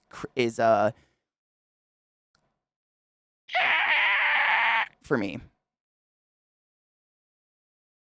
I think that's all it is because it's good. Also, does anybody remember when Avril Lavigne covered Fuel? If you don't, that's okay. You're living better. Hold on, I'm moving shit over. I have so many links. Oh my god. Holy Lord on a tit. I'm fucking sorry and I miss your nipples. Art imitates life.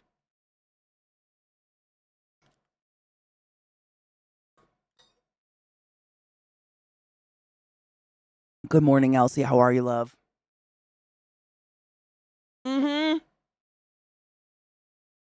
CD Moose, a lot of Nine Inch Nails albums, a lot of Queens of the Stone Age albums for me. Pucifer albums, Tool. One song, I just immediately, my brain knows what comes next, and when it doesn't, I hate it. Which is it?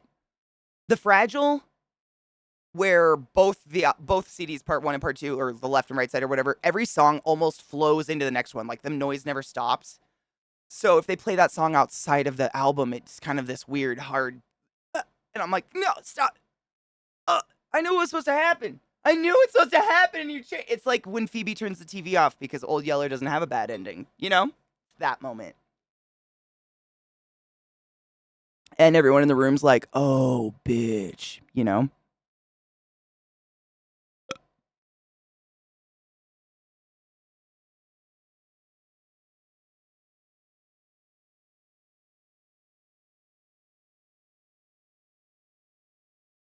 Um, 100% for me, Queens of the Stone Age, especially Songs for the Deaf, 100%. I'm to this day, I love a good, what do you call it, a concept album? I love it. There's something to, and I think theoretically, like every artist out there is paying attention to the order of the songs and blah, blah, blah, blah, blah. But a good concept album where it's not all the time. I miss them. I loved them.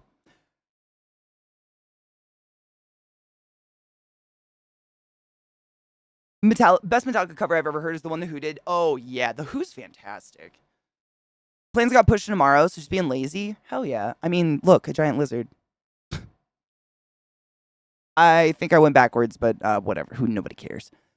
This dude posted a great Final Fantasy VII wedding music mashup and it slaps. He only has it on Facebook. Yeah, Facebook's one of those places I blocked because it's like it's impossible to not make public like every personal piece of information I ever have, and Facebook forces me to log in to look at anything on it. And I have tried so hard, and it's like I don't care, but like, there's weird people out there, and I just like to eliminate the risk. It sucks. Amazon's the same. It puts like your shipping address and everything up in a big right corner, and there's just certain websites I avoid because you just never know who's creeping out there and being a fucking weirdo. And Facebook's the devil, right? It sucks. It exists. I use Instagram, which is owned by Facebook. Like I'm guilty as charged, but fuck, it sucks. I love weird. Look at that guy. Komodo dragons are nasty. Dude, I wouldn't do that. Oh my god, I wouldn't. He looks happy, but I wouldn't. No, don't. I don't.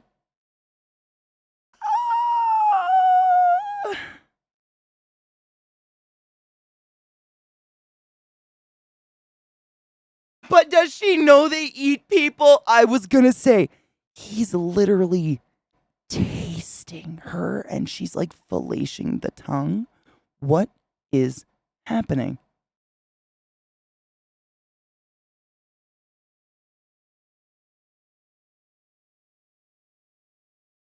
Ooh, Molly, how big is it? I'm pretty positive that's a Komodo. I don't know.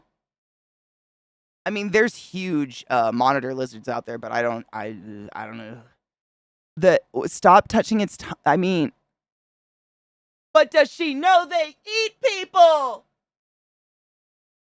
Literally, okay. So some people might be like, "Oh, it's cute. She's like touching its tongue." So Komodo dragons, correct me if I'm wrong, they do not possess a venom necessarily. They have the dirtiest, most bacteria-ridden saliva ever.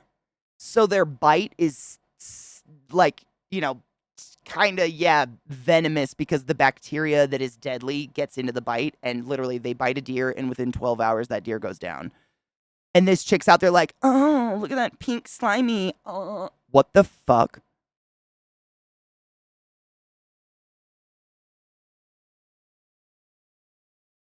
Is it actually a venom? There are a lot of like, we call them like, not medically significant venoms out there. What's the hognose snake? Has like a not medically significant venom out there, but like, what? I wouldn't touch its tongue. No shit, they are venomous. That's really cool. I didn't know. Seriously, I read about them many, many, many years ago, and that's what the theory was, because the venom, I guess, wasn't detectable. I don't know how they didn't know, but it's fucking cool. It was an old myth. They have venom in their mouths are fairly clean compared to most carnivores. Do you think... Sorry, there's a dog fuss on me, and I'm going crazy.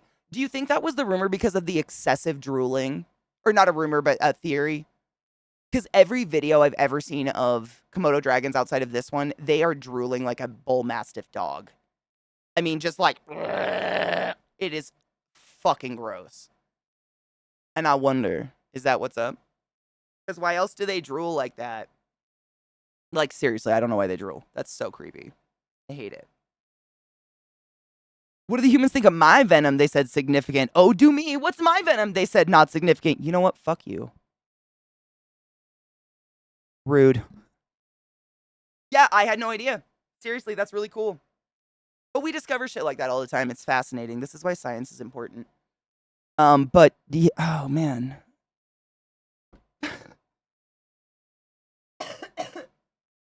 No.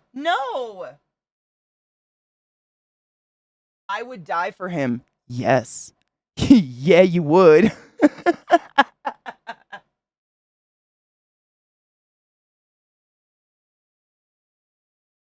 As long as you feed Komodo dragons well, their hunt and feed mode will turn off. No, none of that is true. Stop that. No.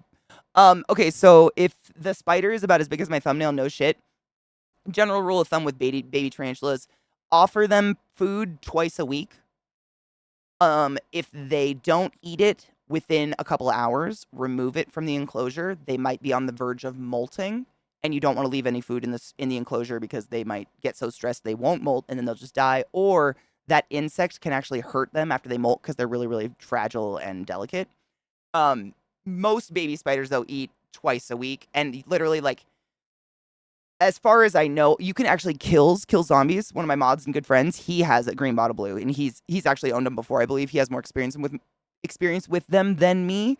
But from what I remember learning about them, they are big eaters, big appetites. They'll usually take 2 or 3 larvae at a go, and you just feed them till they stop taking them, and then remove the one they didn't take.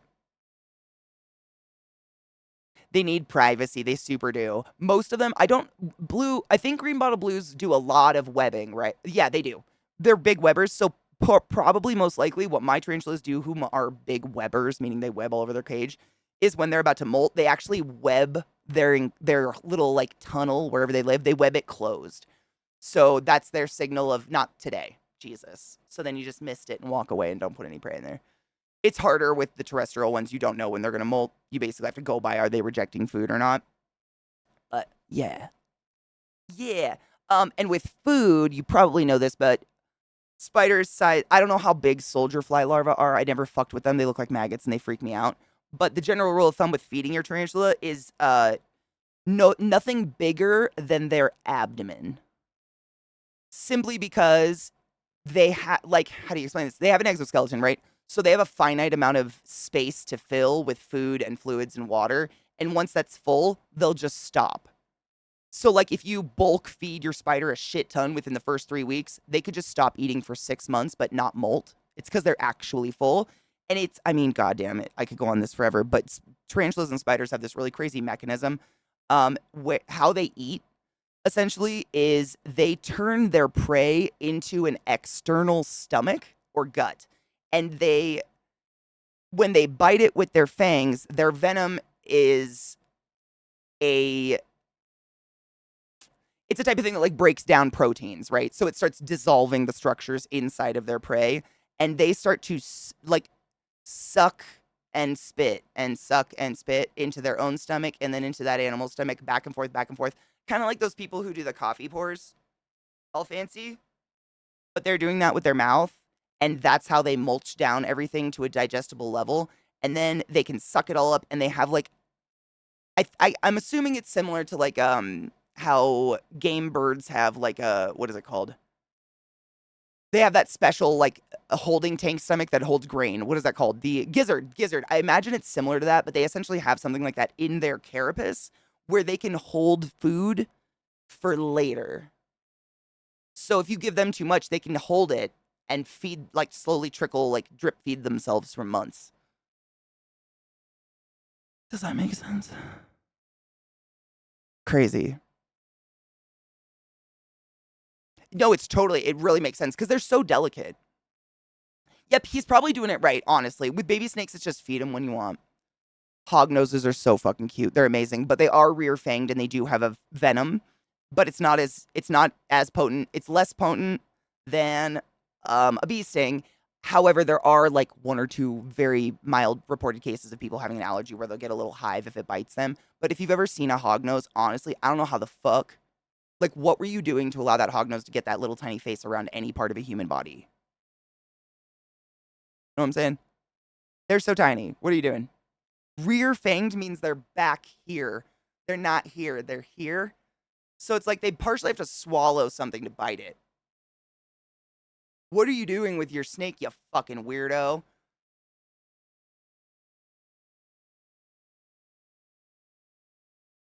What is Helldivers? Yeah, venoms are basically digestive enzyme. Thank you. Enzyme is the word my brain would not come up with. I was literally doing that search. I feel like looking at the sky is like going through my personal Rolodex in my brain. And I'm like, what is the word? It breaks down the proteins for enzyme. Enzymatic. It's an enzymatic. But yeah, they just kind of do this spitting back and forth until it's down to the molecular level that they can digest it, and then they hold it inside. It's crazy. Crazy. Crazy. So weird. Spiders are weird. Really cool, though.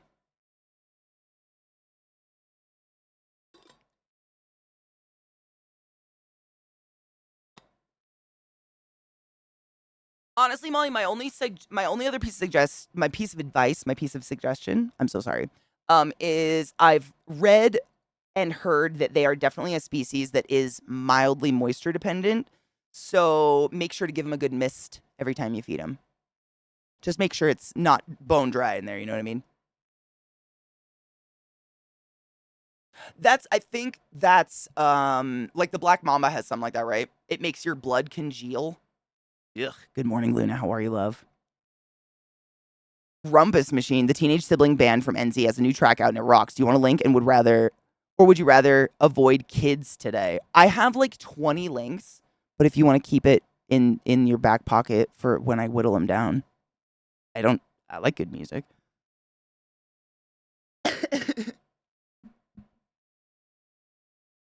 Oh my god, what would you do with those things? A dwarf came in or a monitor? Holy shit, you'd need a farm. Oh my god, I've been telling Amelia Earhart jokes all day and not a single one's landed. Big. I'm fucking sorry and I miss your nipples. That's amazing.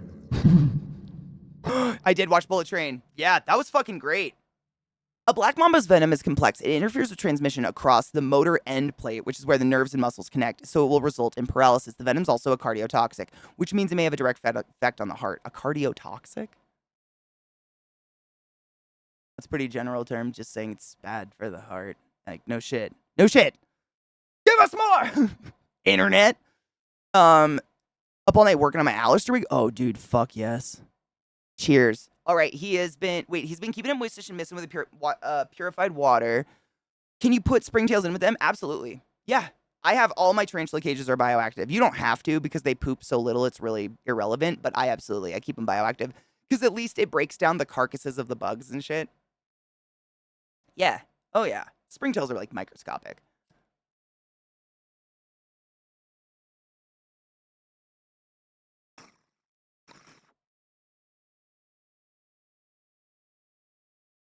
Yeah, Bullet Train really, it was like, so many people didn't see it. What the fuck happened? That movie was amazing. It was so entertaining. I don't know. I feel like it was a sleeper too. Like, it was just gone. I think we need to take a break. I don't know. We have a lot of these videos left. Don't worry. I've got all the links, but my dogs are staring at me. I don't know. I think I need to run an ad. I don't know. They slept on it, right? Now, I'm trying to think. I'm so bad at actor names. I know the people in it from what else they were in, but I don't know their actual actor names. But maybe it's because people are just, they need some big, like, they need Sandra Bullock to be in it before they see it, kind of thing. You know? I love Nifty. I think 80% of the time. Please. Oh my god, there it loaded. Hold on. I have to let it cook for a minute. I have so many links up right now. Let's take a quick break and start watching some of them cuz she's having a heart attack. Oh my god. Is Brad Pitt in Bullet Train? I'm so off the radar of that dude. I don't even remember. Yeah, was he? Yeah. Oh my god, he was. Yeah. Yeah. See, for me, the movie was the two assassin dudes. The guy who played. I see. I'm terrible at this. I don't know their names. Kick Ass and the brothers. They were the best part of the whole movie. When anybody says Bullet Train, that's immediately what I think of is those two. They're great. Tangerine and Lemon. Thank you. Tangerine and Lemon. Thank you. Did you see my brain die? It went the other way. This is Death of Brain. This is actually, I know it, but it's in there. Dying. Searching. We died. I died. Yeah. That's their name. They're amazing. They were my favorite part of the whole thing. I literally forgot. Sorry, not sorry, Brad. It's great. It was on my top Netflix forever, and I watched it immediately. I was really I love that fast-paced kind of stuff, though. The brothers, yeah. It's first. He's first build, really? I might have to watch it again because. Okay, break. Welcome back.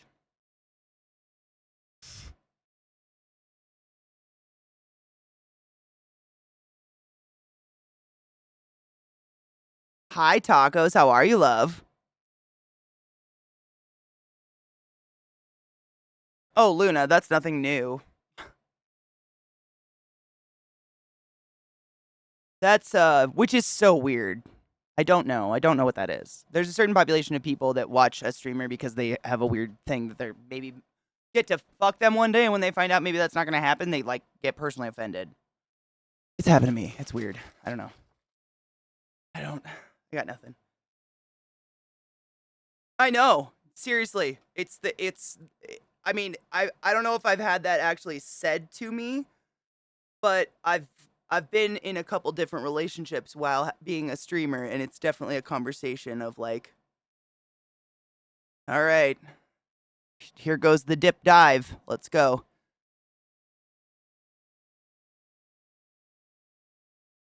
Yeah, and I don't even know if it's conscious or not. I try not to blame people. It's weird.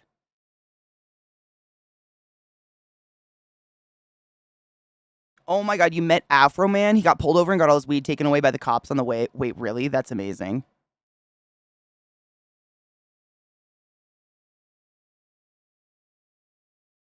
I know. Why? Because I'm doing sex with everyone. Me? I love Penchus. Dude, Vixie, I mean, it's terrible, but it's kind of like it's like a good flush, I think, because it's flattering, but I super don't want to be just surrounded with people that are waiting to pork my holes. You know? So it's fine. They can go. You know? Dude, Lizzie, the people that creeped on your accent were, I mean, that was fast. That was so weird. Blah. Blah. I feel like it's got to happen more when it comes to like YouTube and shit like that because it's not like live conversation, but I don't know. What up, caretaker? How are you? How are you? The second I come in here, I hear pork my holes. Well, are you proud yet, Dad?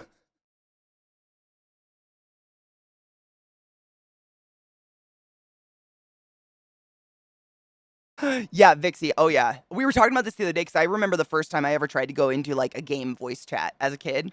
I mean, as a kid, I was like a teenager, like 16 or something. And I tried to play Halo online. And I mean, it was all of 15 minutes before I learned that everyone who plays Halo wants to fuck my mom, apparently. And then when I started talking, it was like, I won't even go there. I mean, the things that were said, I never went in another one again. Ever. I still hate it when a game like what's that new one that came out that everyone's into? It was really fun, but when the game is like depends on voice chat, I immediately get a flare of anxiety. I'm like, fuck. I have to have a full-time team of friends, otherwise I'm not playing this. I have a low voice, like arguably, come on. Lethal Company, thank you, that one. I got no holes left to deflower. I'm fucking sorry and I miss your nipples. I love that.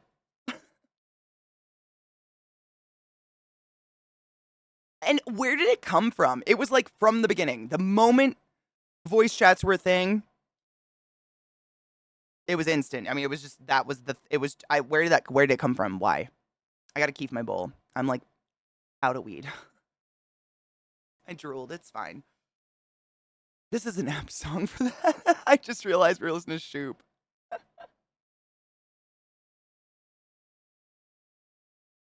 It came from the inner titty. Maybe. I don't know if it's like insecurity or something like that. It's just the weirdest. It was weird. And it's still that way to this day. Voice chats are garbo. Surgery. We're keefing.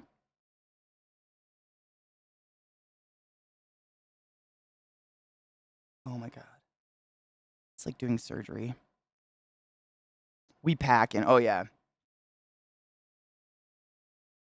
Feels weird to say I'm out of weed when I have this level of keef. Tropical jelly runts. That's my vote. I like the way it sounds. Jelly runts?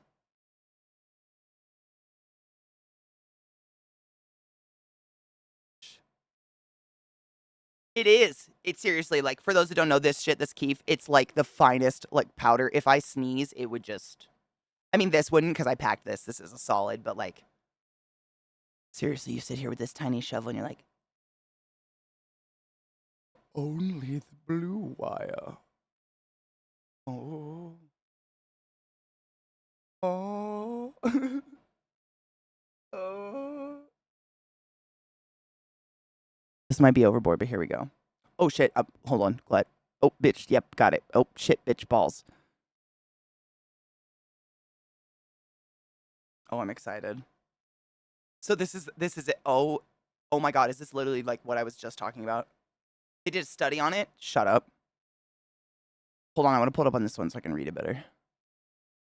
So, male behavior towards female gamers. A 2015 study found that lower skilled male players of Halo 3 were more hostile towards teammates with a female voice, but behaved more submissively to players with a male voice. Higher skilled male players, on the other hand, behaved more positively towards female players.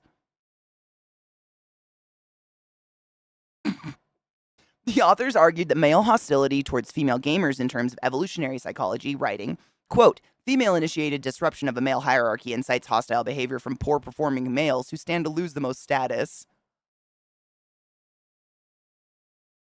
The top comment noted, misogyny is a skill issue.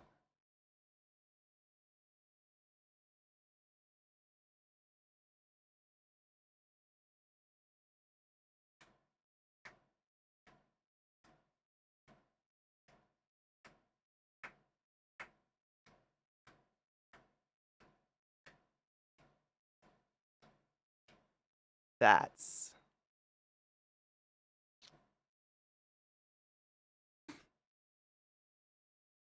yeah. Fucking mic drop on that.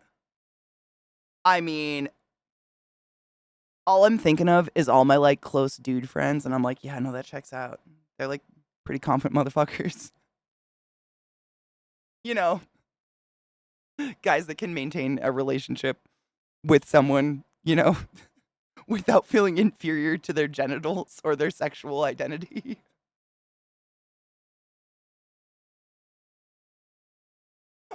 Wow. I wonder, wow. KD ratios can't get it up, performance issues, Jesus Christ. That's just... I love that, Vex. I wonder how much of that's just being smarter, using better tactics, better understanding the game mechanics, and, you know, the women are people.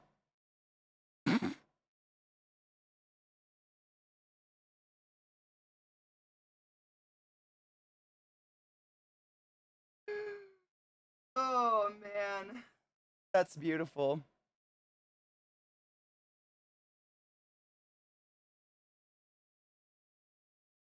RevoltCon, I think about that too. I think about dick suckers and motherfuckers. Like, on so many different levels, it's such a weird insult. Because, like, at the end of the day, they're getting laid and you probably are not. And, like, moms deserve to get fucked. Arguably more than most. They do a lot of shit. How is any of it a bad thing? Cocksucker? Who doesn't want their dick sucked? Oh my god, BDO, no shit, for the past 2 days, my stream doesn't even show live. I'm still showing not live.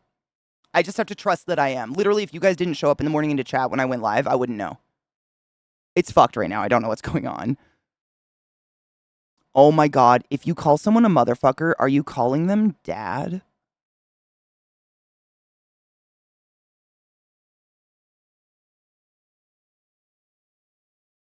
Oh. Oh my god, Lizzie, I almost missed it again. Hold on. Wow. A dude had a long conversation with someone else in my stream. In PM, the other person told a mod about how he wanted to provide for me and have his babies.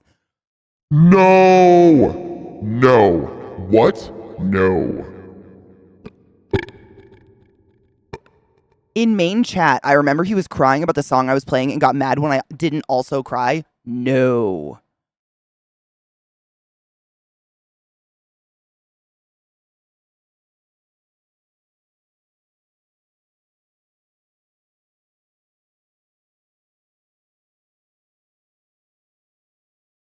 Better.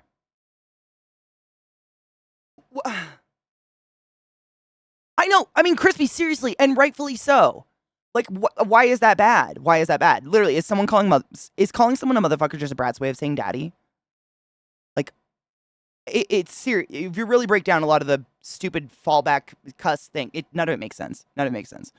Had a friend who was called gay by some kid on voice chat. My friend then went into detail about his kid's dad was a power bottom and how he fucked him while his daddy called out his son's name when he came. Oh my God, that's so hot.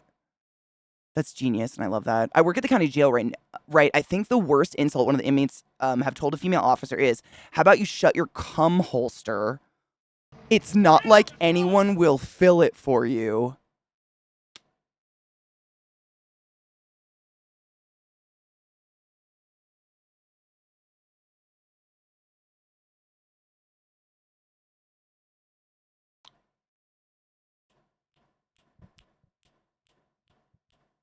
Snaps. Elegance. I'd like to throw out that that's one of the most beautiful insults I've ever heard, and there's no racial slurs or bigotry in it, and I kind of dig that. It can be done. Comedians. Cheers.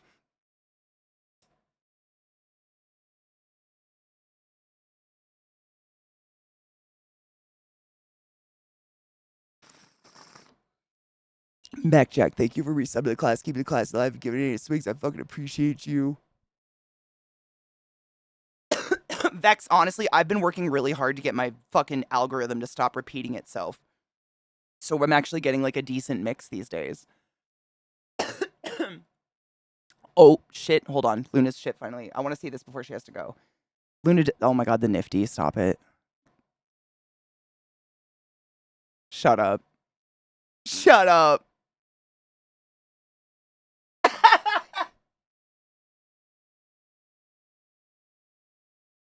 Bitch, you are fucking, stop. It's stab.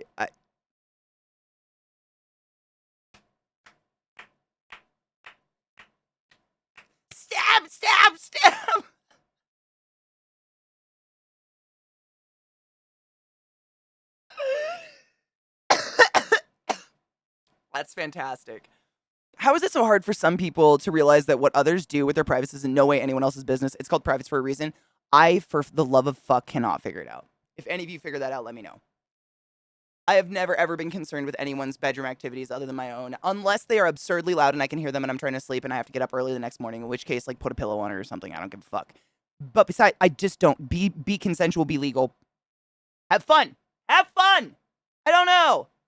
I think these people are just repressed. I don't know. It drives me crazy. I don't know. It's jealousy. That's all I can come up with. They are, like, same reason why some people will come at me for my blue hair. On a different level, they're jealous that I feel comfortable enough with myself to have fun blue hair and do fun things and I don't have to wear fucking cum beige all day. They're jealous that people have found their true selves and fucking are gay or queer or trans or however you want to describe yourself, and I think they cannot do that. For one reason or other, they think they can't do any of that, and therefore they try to make us so we can't do it. If I can't do it, and you can't do it. It's more that. We've come full circle. What the fuck? I had a youth counselor at my church when I was growing up. This list is great. I keep meaning to go pause the song, and then it just jams, and I haven't paused it, and I'm so sorry. I had a youth counselor at my church when I was growing up that was one of the few openly out and gay men in our small town. Whenever he heard any of us boys use the word gay as a derogatory term, he would stop what we were all doing and started singing Britney Spears songs at the top of his lungs. Oh, I love him already. He eventually got us all to stop saying it and really start understanding why it was so bad. Dude, I'm so happy you had someone like that in your life. I think I've told you guys this before, but as a lot of people my age, like the language you use when you're a kid is horrific. We were all shitheads, right? My little sister actually has a handwritten letter from me that I wrote her my freshman year of college. And I swear to God, everything is gay or the R word. Everything. And it still grosses me out because I had no idea what the fuck I was saying in any way, shape, or form, and was also literally actively eating pussy. Was gay! And still didn't stop to think maybe that's not the way we speak as adults. Humans, you know? It fucking sucks. I hate that. I'm glad I was cognizant and able to change, but I don't know what did it for me, honestly. I didn't have like a great person to like wake me up or that I remember. I feel like I'd remember that. Yeah, dude, throw it in the fucking bin. Yeet it out the window. No room. It's too much hate in the world. Like, let's not add. Oh my god, Luna, yes! You're the master. Fucking do it.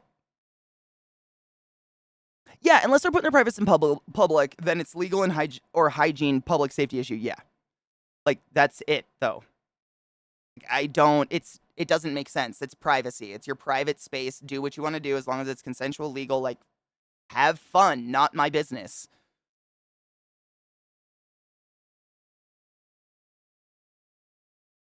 I mean, and I just don't.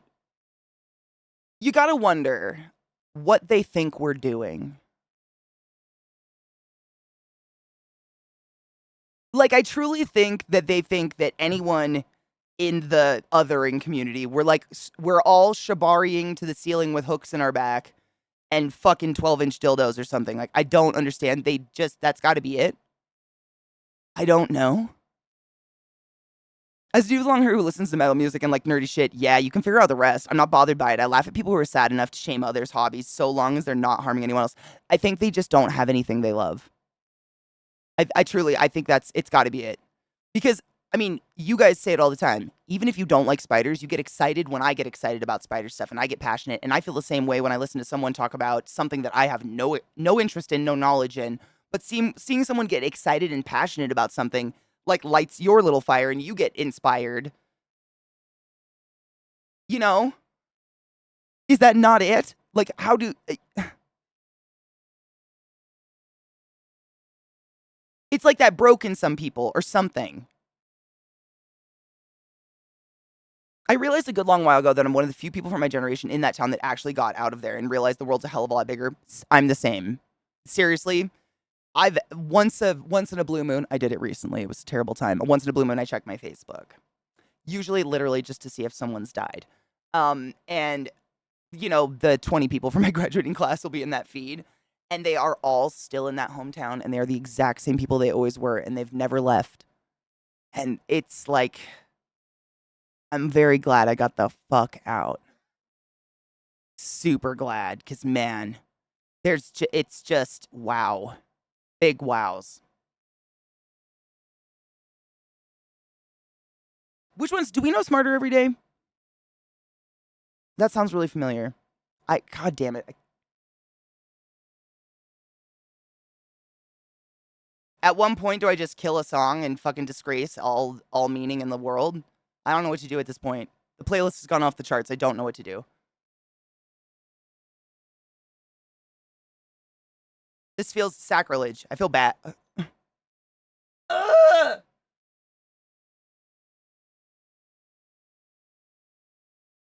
Where was... I'm missing one. Aha! Found it. Found it.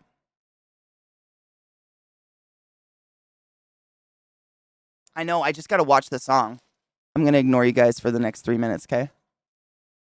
Because we'll just get stuck. This list has gone too far. It's too good.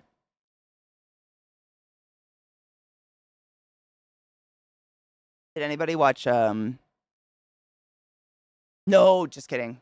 Donna was cousins with Genuine, not Mace, right?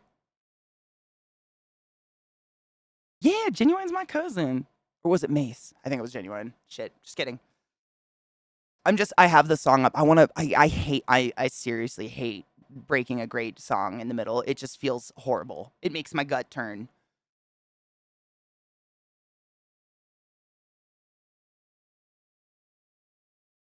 Have you shared him here? Okay, that makes sense. They sounded really familiar.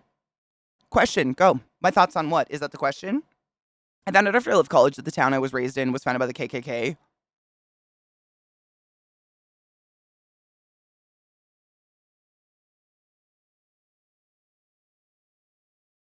Oh, that made my mouth sweat like I was gonna puke a little. Ew.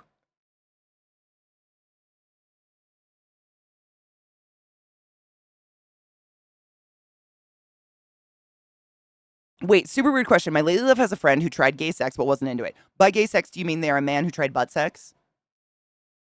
How are we as a society still calling that dude gay and so on and so on? What do you mean? Like, because they experimented, they're now forever gay? I mean, it's fascinating, isn't it? Because as a bi woman, it's the complete opposite. If I'm currently fucking a man, I'm straight. How could I be bi? And if I'm in a relationship with a woman, then I'm definitely lesbian. Like, there's no such thing as the middle. I think it's the same kind of concept. But the opposite, you know? Like, my older family literally still describes me as going through a phase. And I'm closer to 40 than 30. You know what I'm saying? But that's because it doesn't to them it's not fluid. It's not a they cannot see sexuality as a spectrum. They cannot understand that concept. I think people call anything gay. I think it's a big thing. And it's like I feel like unfortunately among a population of manly men, it's like that's which I mean, oh god, pause it. No, no. You heard nothing. No, I'm not saying all men, but there's a population of men who for some reason identified their masculinity with like never having cleaned their own anuses or having touched another man. And it's like if you maintain hygiene of your privates and or graze the shoulder of another man, you are now gay and you're no longer worthy or something. I don't know. It does not make sense to me. I've heard people talk like this and I'm like, "Oh, that's fucking weird." That's a weird one. At what point does a phase stop being a phase? I've literally asked and I just get a weird smile. I have no idea. How are you, Count? That's honestly why I don't bother coming out to my family because I'm in a long-term relationship with a male, but it's still like pussy. I mean, literally the way my family just like if I bring home a male presenting human being to a family function, then that's Katie's boyfriend. If I bring home a girl, oh, Katie's got a friend. Did you have nowhere to go for the holiday? And they still to this day talk about Katie's friend.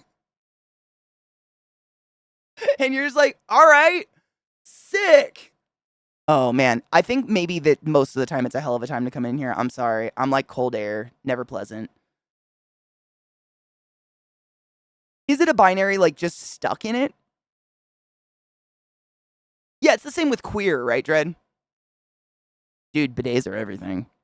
I remember the times when AIDS was being used by the youth to describe something horrible. I remember that too, and I feel good that I didn't ever partake in that one. I don't know if that's having medical parents or not, but I was like, why? What? Are you kidding me? Like, even at a young age, I remember hearing people say that, and I was like, that's not okay. None of that's appropriate. I did know a guy who would wash his hands after a shower because he touched his privates. I would love to have a very, very serious conversation on camera with that person as to what the fuck is happening between the shower and the sink that got their privates dirty, or like what's coming off of their privates that's getting on their hands, and then play that video back to them in slow motion in a very quiet, dark room. Because sometimes I feel like that's the only way people can see what the fuck's going on. Know what I'm saying? Hi, Uki, my love. Thank you for that resub. I appreciate you. Okay, I'm saving the drumming one. Well, we don't have to. It's not that long. I don't know. I don't know what order the links are in anymore. Still a dumb white bitch, and I have to acknowledge that to get better. But I'm much less of a dumb white bitch after living in Baltimore. It's really sad and embarrassing for myself, but I'm glad it happened. That sometimes you have to sink to swim. You know what I mean? Sometimes you need a room full of wise old black ladies talking to you with their mouths completely shut in to truly understand what a dumb white bitch you are. You know? You'll never know if you just surround yourself with other dumb white bitches. And it sucks. But I'm glad that happened to me. It was like, you know? Not that I mean, I would never ever. Absolutely, I am proud to say I would never describe myself as a racist. I never had anything like that. But dumb white bitch syndrome is serious. I mean, not acknowledging the white privilege is part of the problem, right? We've talked about this so many times. I don't need to be repetitive there, but that's serious.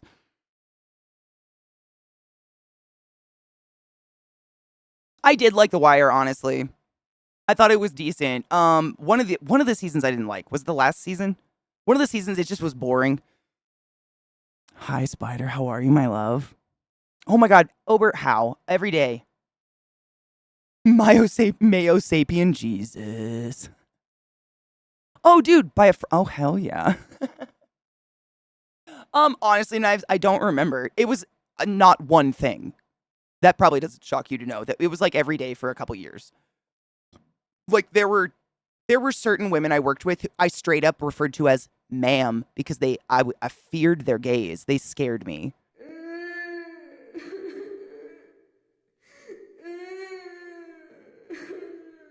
You know what I'm saying? It was like, but I mean, I can't even think of one. Learning about wigs, learning about weaves, just like in general, learning about what the fuck actually was a wig, the difference between a wig and a weave and the braids and all this and the hair textures, like that kind of stuff. We would have conversations about like that all the time. And, you know, inevitably I'd be like, oh, I thought, dumb white bitch thing. And they'd be like, And you just instantly, you know, you die inside and you go crawl in a bathroom and bathe and vomit and give yourself the punishing you deserve. But yeah. I mean, BDO, it's super sad, but since COVID, like all the places in Baltimore that were like kind of not the safest but had decent food, they're ghost towns.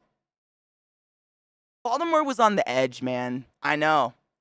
I would say yes though, because there is some dank food down there.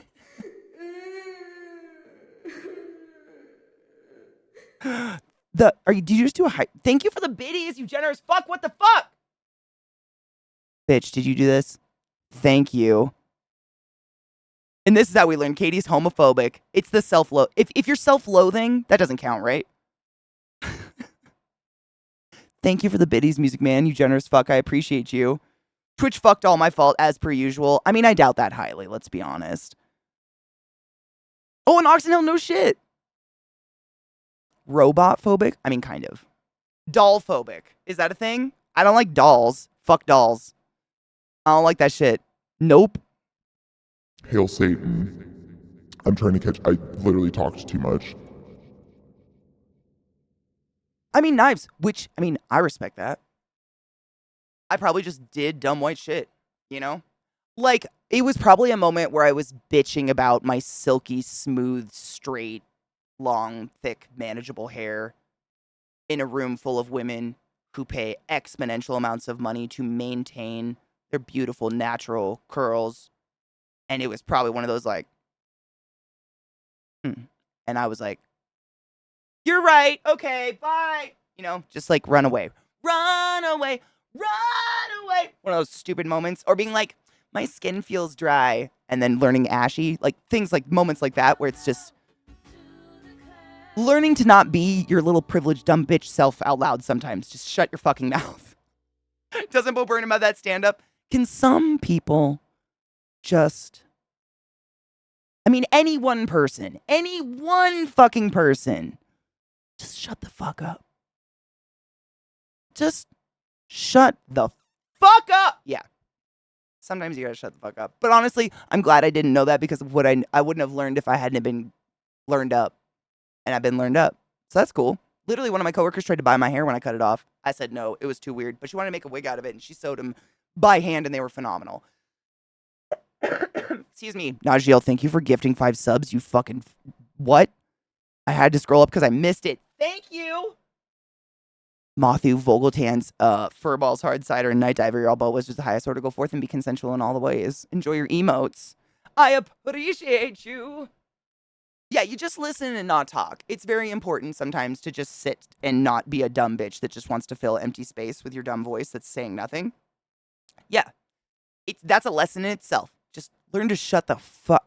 Like walking into a room of quiet women reading books is not the time to slam something on the table and say, how's everyone's night going? How are the floors?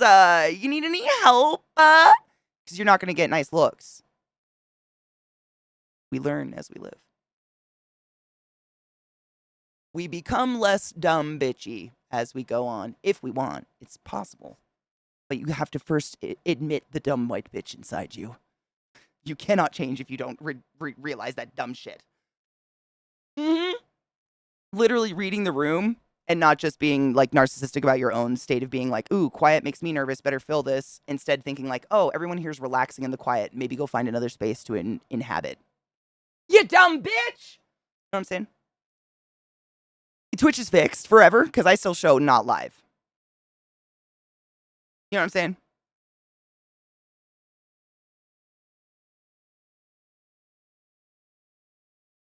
It very much does. You stop drinking the dumb bitch juice, and being kind includes yourself very much so. I think trying to better yourself is being kind to yourself. I mean, no shit for days now. My dashboard just shows my offline. It says offline. I can't see shit. It's been a fun ride. I just depend on someone showing up to chat and proving I'm actually live. Otherwise, I wouldn't know. It's a great time. I had a narrator who was born long before the Civil Rights Act was passed. Oh my God, he was working on K Street. Oh my God. On K Street in DC when Malcolm X was assassinated. Dude, the stories, though. Are you kidding me? It was awesome when we worked on books about civil rights stuff because he had the perspective from living from it. Yeah, that's the best. I mean, I've told you guys before, my Eastern European / Russian history teacher in college was there when the Berlin Wall went down. And she has like footage from one of those big old fucking video cameras that she took. And she has a little vial of dust from the wall. And we got to watch it in class. It was epic. But getting to hear that from someone, that lived it was so much different than just reading about it. Because I was, one. Yeah, dude, that's the kind of shit I live for. You just, finding people like that is so exciting. Seatown, I think I've quoted it far too often, but that fucking Gatsby quote, I hope she's a beautiful fool. There's nothing better in this world that a woman could be than a beautiful fool. Ignorance is bliss, man. This is garbage. This is garbage. TikTok is garbage! I think they're literally making fun of someone who maybe has that kind of kink fetish where they like to dress up like a baby and be treated like a baby. I think that's it. I know. I have a ton of links. There's got to be a palette cleanser in here. Hold on. Hold up. It's all music, and I just don't know if that's going to be a palette cleanser or not. It's all music! Fuck! My dudes.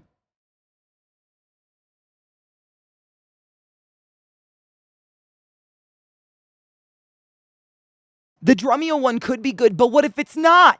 I just can't depend on music to actually lift it because I haven't heard it yet. You know what I'm saying? So I guess we'll try. Because that was great.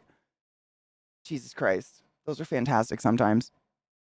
No, I'm seriously saving that. I used to have a folder on my laptop way back in college, my little MacBook, and it was just like very random pictures that I would like get off Reddit or the internet somewhere that I would find very randomly. But they were pictures that were like my go-to if I need to feel happy. And I remember one specifically was a Sphinx cat, but the picture was taken from the back, like the cat was sitting and its tail was curled around, but because they're naked, its balls were just like splayed on the counter behind it, and it was turning and hissing at the camera, and it would like just inevitably make me laugh every time I saw it ever. Weird.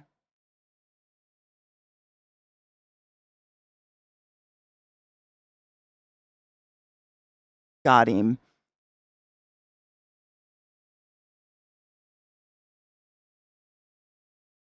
Run. Oh, yeah. Yep. Eagles one, I'm sure half of you could sing it. Is this? I don't know. Made my face hurt so bad. I've laughed too hard. Apparently chopsticks are also baguettes. The French really like calling things baguettes. What does baguette mean? Like, does it have a literal translation? Or is it the name of a bread and now you've just called everything bread? It means a stick. Great. I did Revolticon. I don't know if I finished it. I made it almost to the very, very end, and I was pushing myself. I just got, like, it was good, and then it was just really, it fizzled. I feel like they were trying too hard, or something, or not trying hard enough. But I like the beginning. It means little bread, little stick. Isn't a medical scalpel the same as a sacrificial dagger in French? That's wonderful. Right. It was like once it was her what God, I haven't watched it for a while. You know, like her teacher or whatever, the woman with the lipstick and the evil and the whatever. Once she tries to like take the throne of hell or whatever, it all went downhill. I was like, I don't know what's going on here anymore.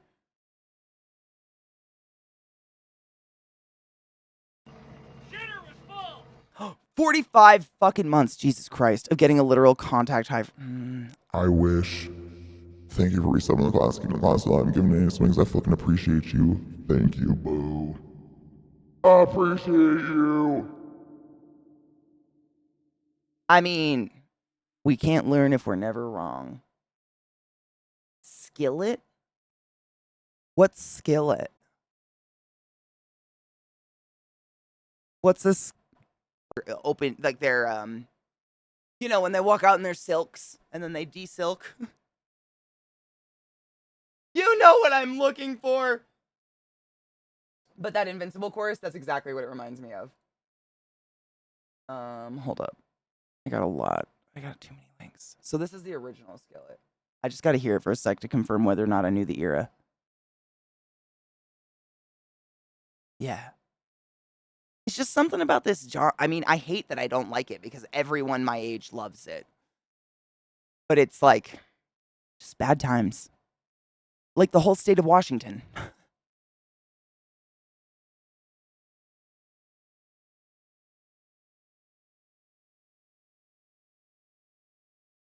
I knew his voice before I heard it. I literally knew his voice.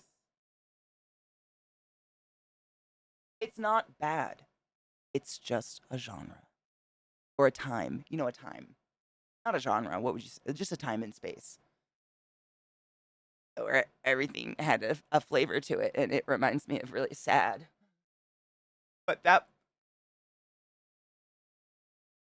What is it about that voice?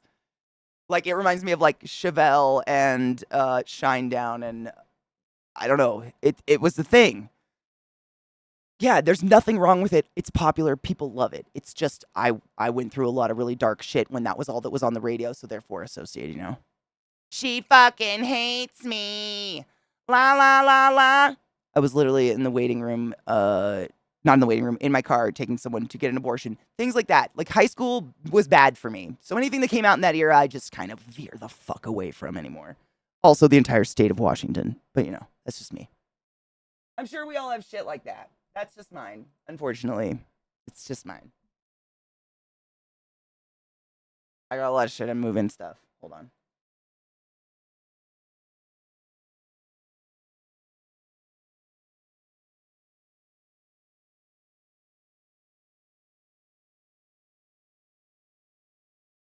Oh, by then, yeah. I tried so hard and she tore my feelings like I had none and ripped them away. She fucking hates me. La la la. Yeah, I could sing it all. I know it because that's all there was. But man, not a good, just, you know. It sucks. But like, cause we're friends, I'm gonna be honest and I'm not gonna put myself in a bad situation. Like, I'm already kind of anxious just hearing the sound. It starts to make me sweaty. It's so stupid. It's so stupid! The self-loathing's really strong in me. It's fine. Winter's getting to me.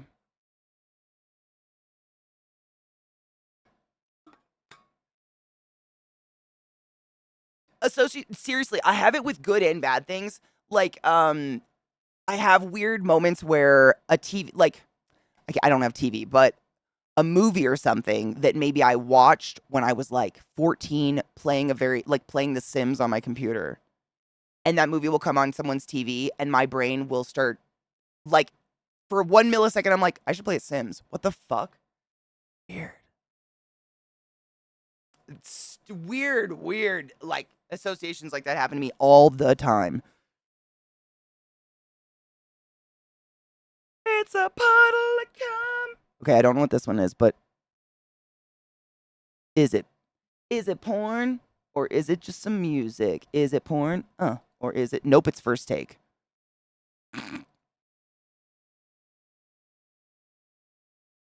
But I know what you're talking about. It was like barely like just this weird twinge of something. What? You gotta Got an ick in your eye, bud. Ew. What are you up to? Did you come to enjoy the beautiful voices with us? Yeah. Sick. Yeah, it looked very like what would you call it? Like what is fucking brain? It's like a desert people vibe. Like the fashion, silo fashion, silo kind of distressed like tribal. Yeah. Yeah, I like that. I like that style. It's cool for people that can pull it off. Hi, bud. Thank you. Just get Bedouin. Yeah. Yeah. There's a word for it though. Burning Man isn't necessarily like a fashion, but kind of. There's there's a word. There's a word. What are you doing? Nothing. Oh, you just farted at me. Do you need to go potty? You go outside. Yeah, you smell like death. Ass death, son. Good God. I don't know if it's time, but I mean, if you're gonna shit, I guess. What's up? Get your wing. I wish, I mean, we had some form of communication. Cause what are you doing? What are they doing? What's he doing? What are you doing? Hanging out? What are you thinking about? Big yawn.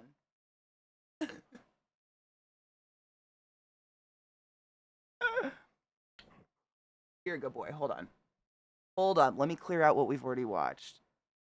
Bob, you'll never guess what I did to sister today.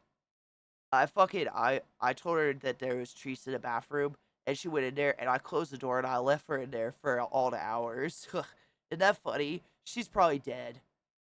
And now you could love me all the love, baby. I was kidding. I didn't do that, but I could if you want me to.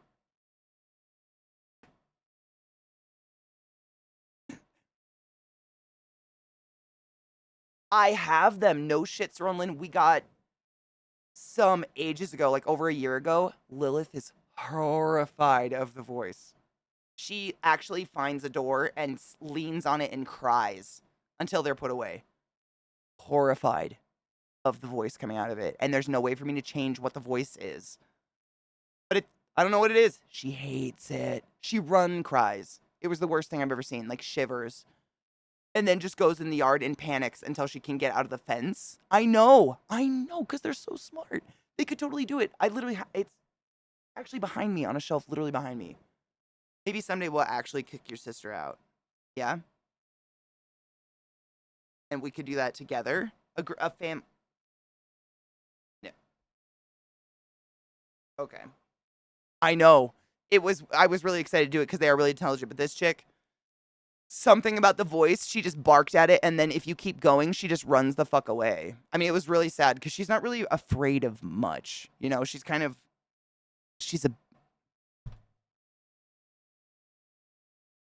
bitch.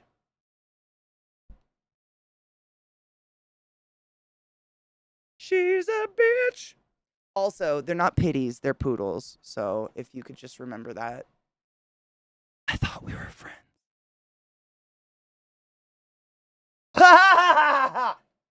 Wow. Okay, 1 minute. That was fucking beautiful. Yeah, if you guys have never seen the channel First Take, there's just some of the best voices I've ever experienced in my entire life on there. Nope. Oh my god, who put out Pucifer Bohemian Rhapsody? Because I love this version of Bohemian Rhapsody. It's so good. I know, Viata, I thought that's what you should be able to do. Why not? I should be able to record over it. That would be so much better because it honestly would have been so much fun. I got it for stream. And of course, it hurts little mess over here. I'm just bitching. I would never do anything to torture my animals.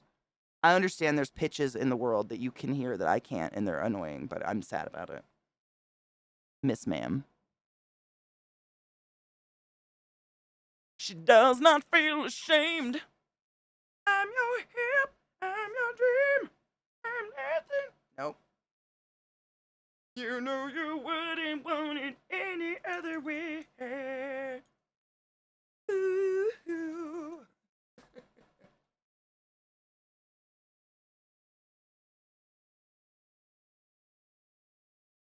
Oh my god, skew at the screen. Oh, that's precious.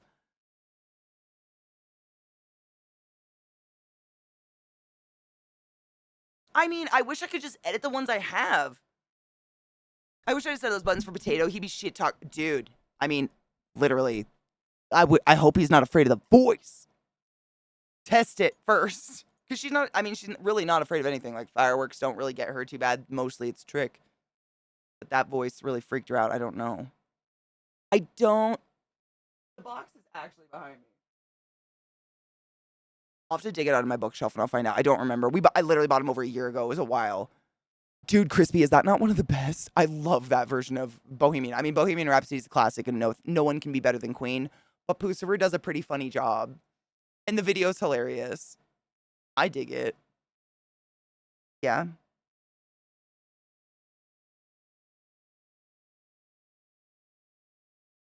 Are you self-conscious of your cheek flop? I love your cheek flop. It makes me laugh.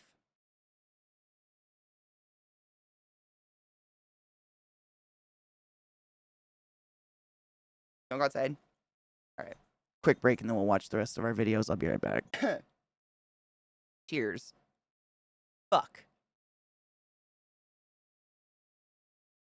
My little hair fuzzies, man. I feel like hair goes through certain stages where I don't have these and then suddenly I have them and they're very annoying.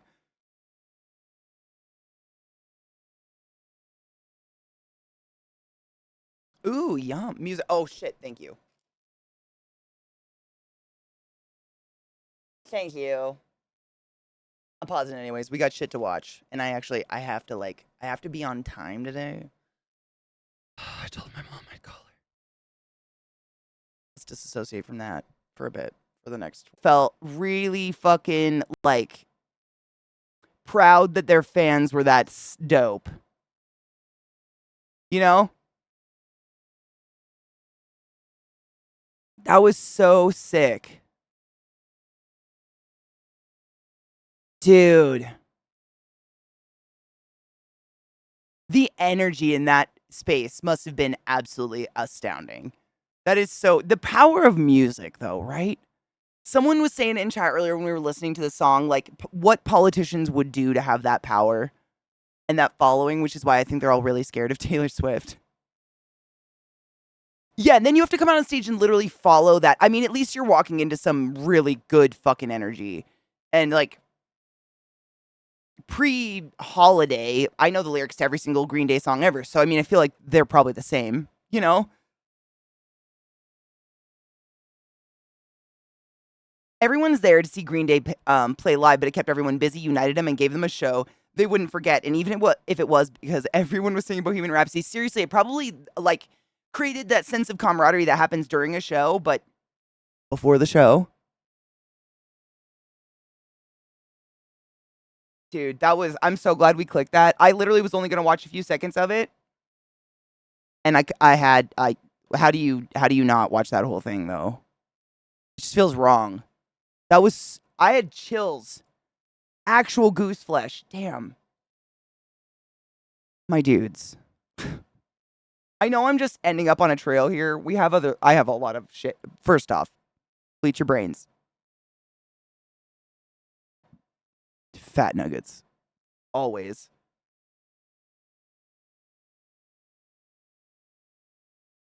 Really, Kel? Wow.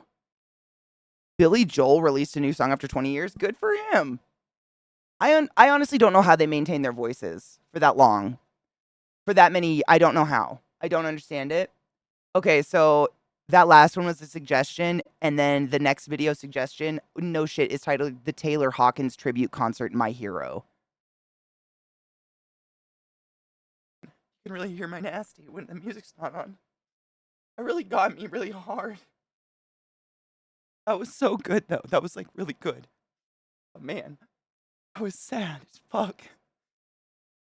He looks so much like his dad. Like, my brain kind of farted and died in that moment for him. That poor kid. Kids deserve to have parents, man. But that was, I mean, he lit drums like his dad. That was just really cool. Sorry.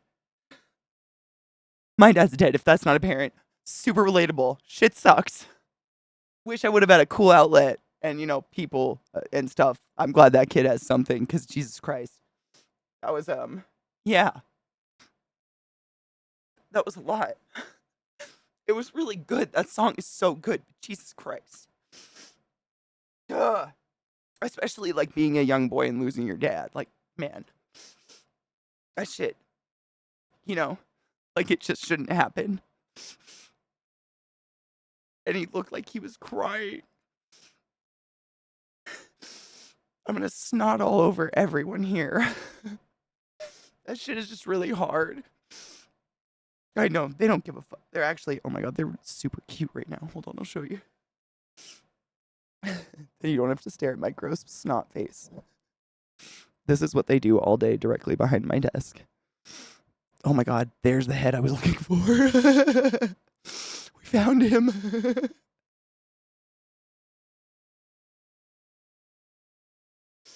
And they're out. I know that.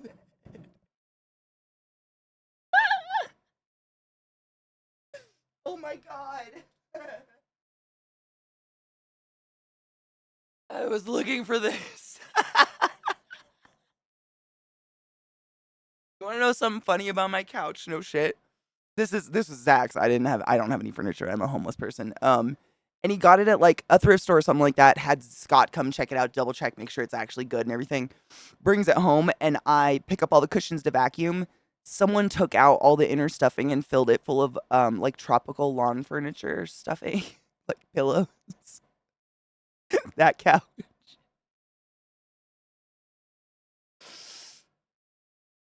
Yeah. Oh, sorry. Yeah. So Taylor Hawkins, the drummer of the Foo Fighters, very recently tragically passed, and that was his son playing My Hero at the tribute concert for Taylor. And I don't think, man, that was really hard. I'm sorry, I got weird.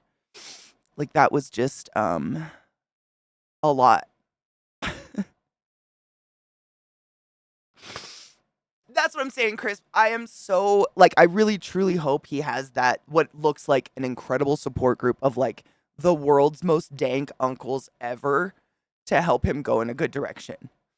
Because most kids don't get that. You know, they end up with a parent who's now struggling being a single parent, which, God, fuck, I don't even know how to do that. But you end up left behind and shit gets weird. Shit gets sad. That was sad. I'm sorry.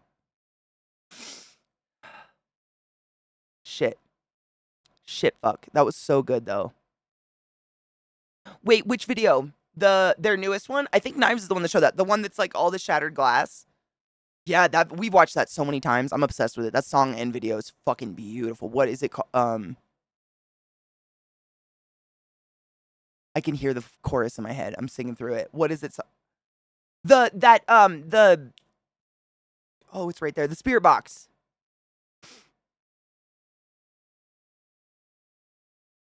Oh, it's not a music video? Oh, I thought you were talking about their music video. I have things just pouring out of my face right now. That got me so hard. I really do apologize. I didn't mean to like end today on a sad note. I would stay later, but I have to go. I told my mom I'd call her. Great way to go call my mom. That was a lot. I'm so I feel so weird. I don't like being emotional in front of people. This shit sucks.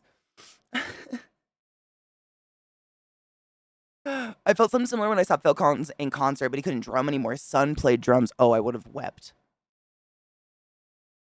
I'm a piece of emotional garbo. I weep at many things. It doesn't take a lot, but man, when it goes, I can't stop. My dad died when I was 10, but I had a brother 13 years older than me that became like a surrogate father. Dude. Jelly. Super jelly. And like, realistically speaking, I'm pretty sure my bio dad would have been an absolute piece of shit. He was a raging alcoholic who could barely function. I just have like this really weird, oh, this one's so good. Yes, I know exactly what you're talking about. Yeah. I like subconsciously fantasize that maybe my dad would like me. so the dad, probably not, but if it's nice. Sometimes you're like, it's nice to fantasize and not know really the truth, because then you can just fantasize about it, right? Ish. That's not healthy. You know what I mean?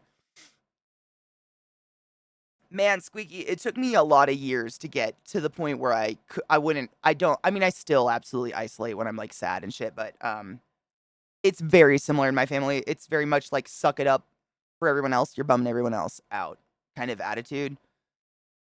I thought it was just my mom, but my first like real love in college, whatever, cheated on me, and it threw me for a fucking loop. I drove 2 hours to my Nana's house, and my Nana didn't even get up from her like chair or hug me or anything. She just like stayed staring straight forward. My Nana, the one I talk about all the time that I love, it was the weirdest moment. Staring straight forward and goes, "Well, men are men," and that was it. And I was like, "Oh shit, this is a systemic thing in my family. Then I need to end that." It was weird. That was emotions. They suck. But yeah, I mean, it made a lot of, I was like, oh, there's where my mom came from. All right. So nobody hugs. Okay. Man, Sronlin. I mean, I think it's a different level of pain. I can't speak to it, but sometimes I wonder if people, like, if you have awesome parents in your life that you get to keep for a much longer time, I wonder if it hurts worse. Because, like, I cry not because I miss my dad. I seriously do not remember the guy at all. I couldn't even tell you what his voice sounded like. Like, I have no audible memory of him. He was a raging alcoholic who slept all day and was awake at nighttime. Not a participant in my life until he died. I cry because of, like, I think, like, what would that have been like to have, like, a positive male role model in my life? And the fantasy of maybe my dad would have liked me. Which, like, it's the what ifs. Whereas when you actually have them and you liked him and they were around for a while, like, that's gotta suck worse. You know?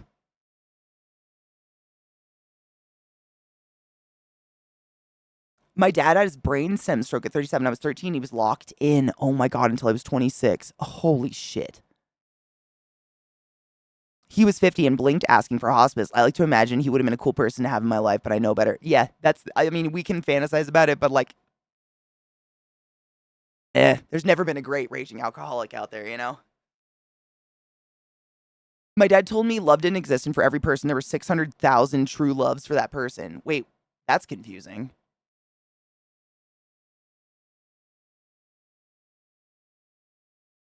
Oh, yeah, and things make so much sense that he said that, but not in a good way. Yeah. Yeah. My very first awful breakup, I ran to my mom 3 minutes into telling her what happened. I get, oh, stop, you're being stupid.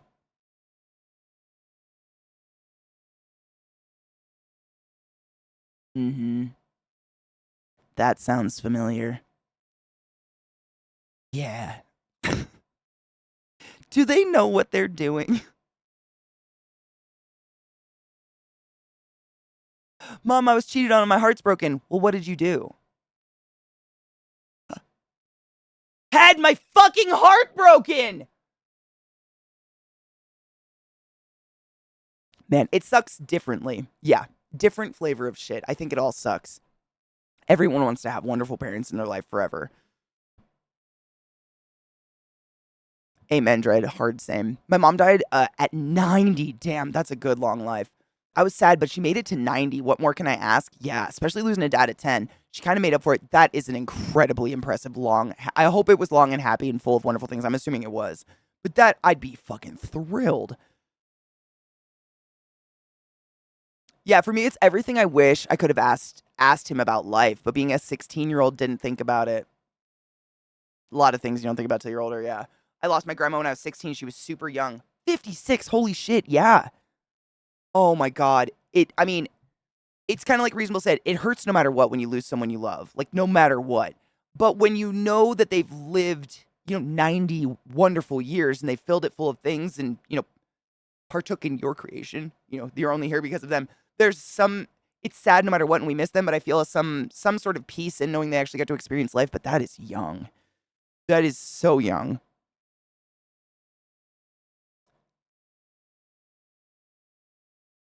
No one knows what we're doing, though, Dread.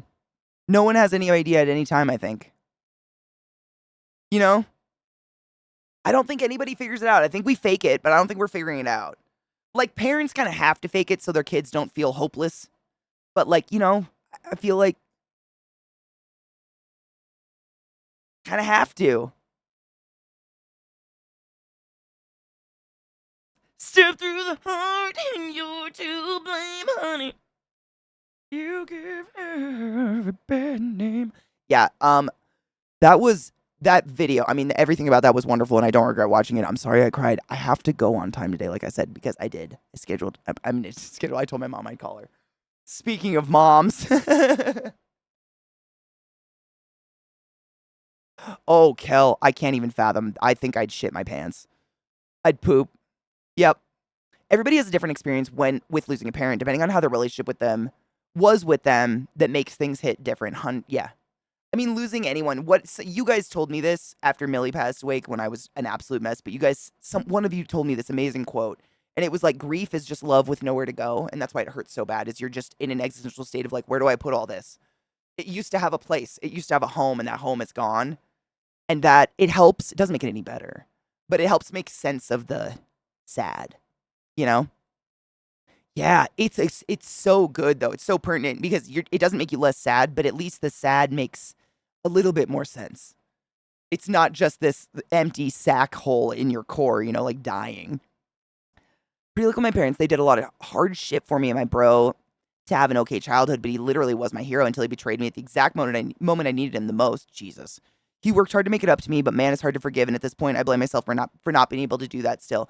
I mean, all you can do is go forward and live your life to the best, right? Like, there's no possible way to change the past. There's no possible way to predict the future. All we can do is just try to be good people and go on with stuff. I try not to regret things or like stew on shit because I feel like that's when life will be sad.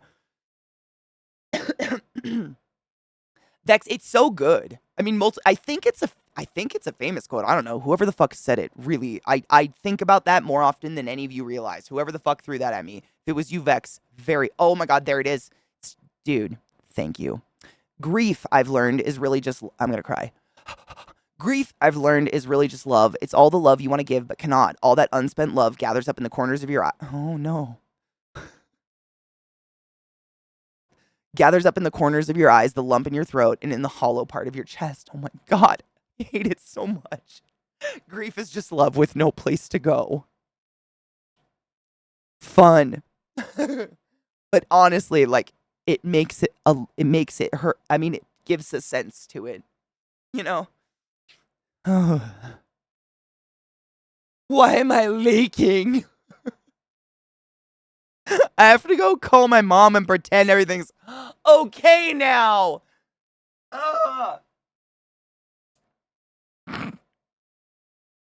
Cheers.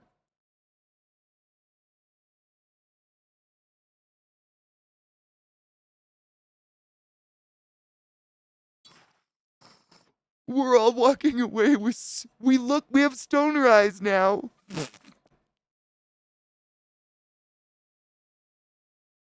Now that's what we can say. Cause like, I know you guys probably get this. I get that all the time. How come your eyes don't turn red and squint? Look, they did it.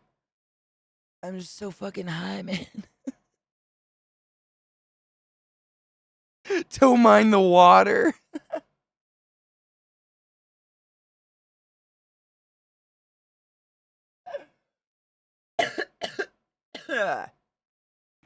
Man, I got 35 years and some change experience under my belt, masking who's really inside.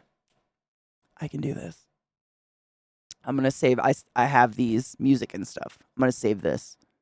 I'm gonna put it in my folder. If I forget tomorrow, feel free to be like, "Hey, Katie, remember those links we didn't get to?" So we can watch them because I do. We went. I mean, man, I'm still going. It got weird. Oh God, what is grief without but love? Persevering? Is it persevering? Persevering.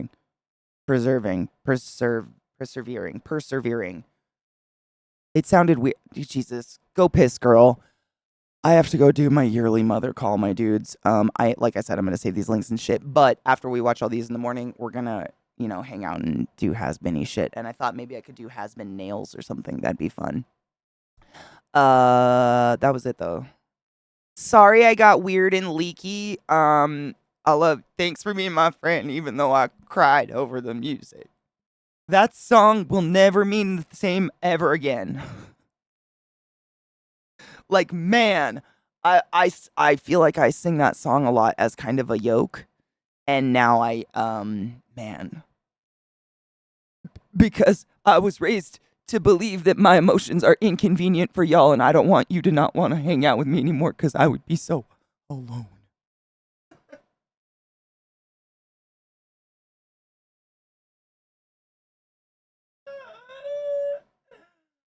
Oh my god. To be real, I was looking to see who's live.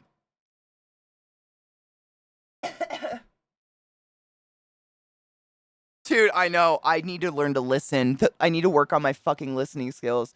We'll continue Faded Friday / Katie's Wet Eyes Friday into Stony Saturday as usual.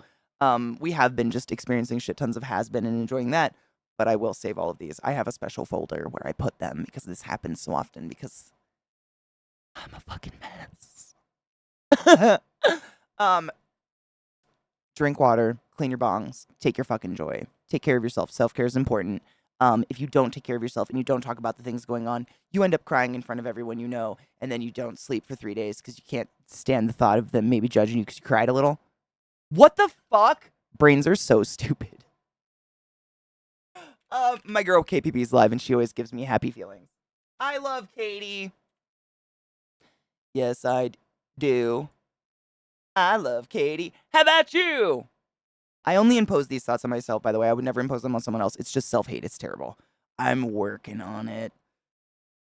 Donna, oh my God. Ask me tomorrow. I have an appointment, so I have to go. But, oh God, emotions. I love you motherfuckers. Thanks for being awesome. And I mean, real talk, though. Like, me setting aside all self-deprivation, I'll never be able to express to you how freeing it is to have a place to be emotionally vulnerable and not laughed at. So thank you. Balls. Seriously, it's a special thing. If you don't know my friend KPP, there's no Katie that's not awesome, and she's one of the best. We've been friends for literally millions, I don't even know, so many years. I'm going to go call my mother. Good luck with me, and I'll see you guys bright and early in the fucking morning. Bye.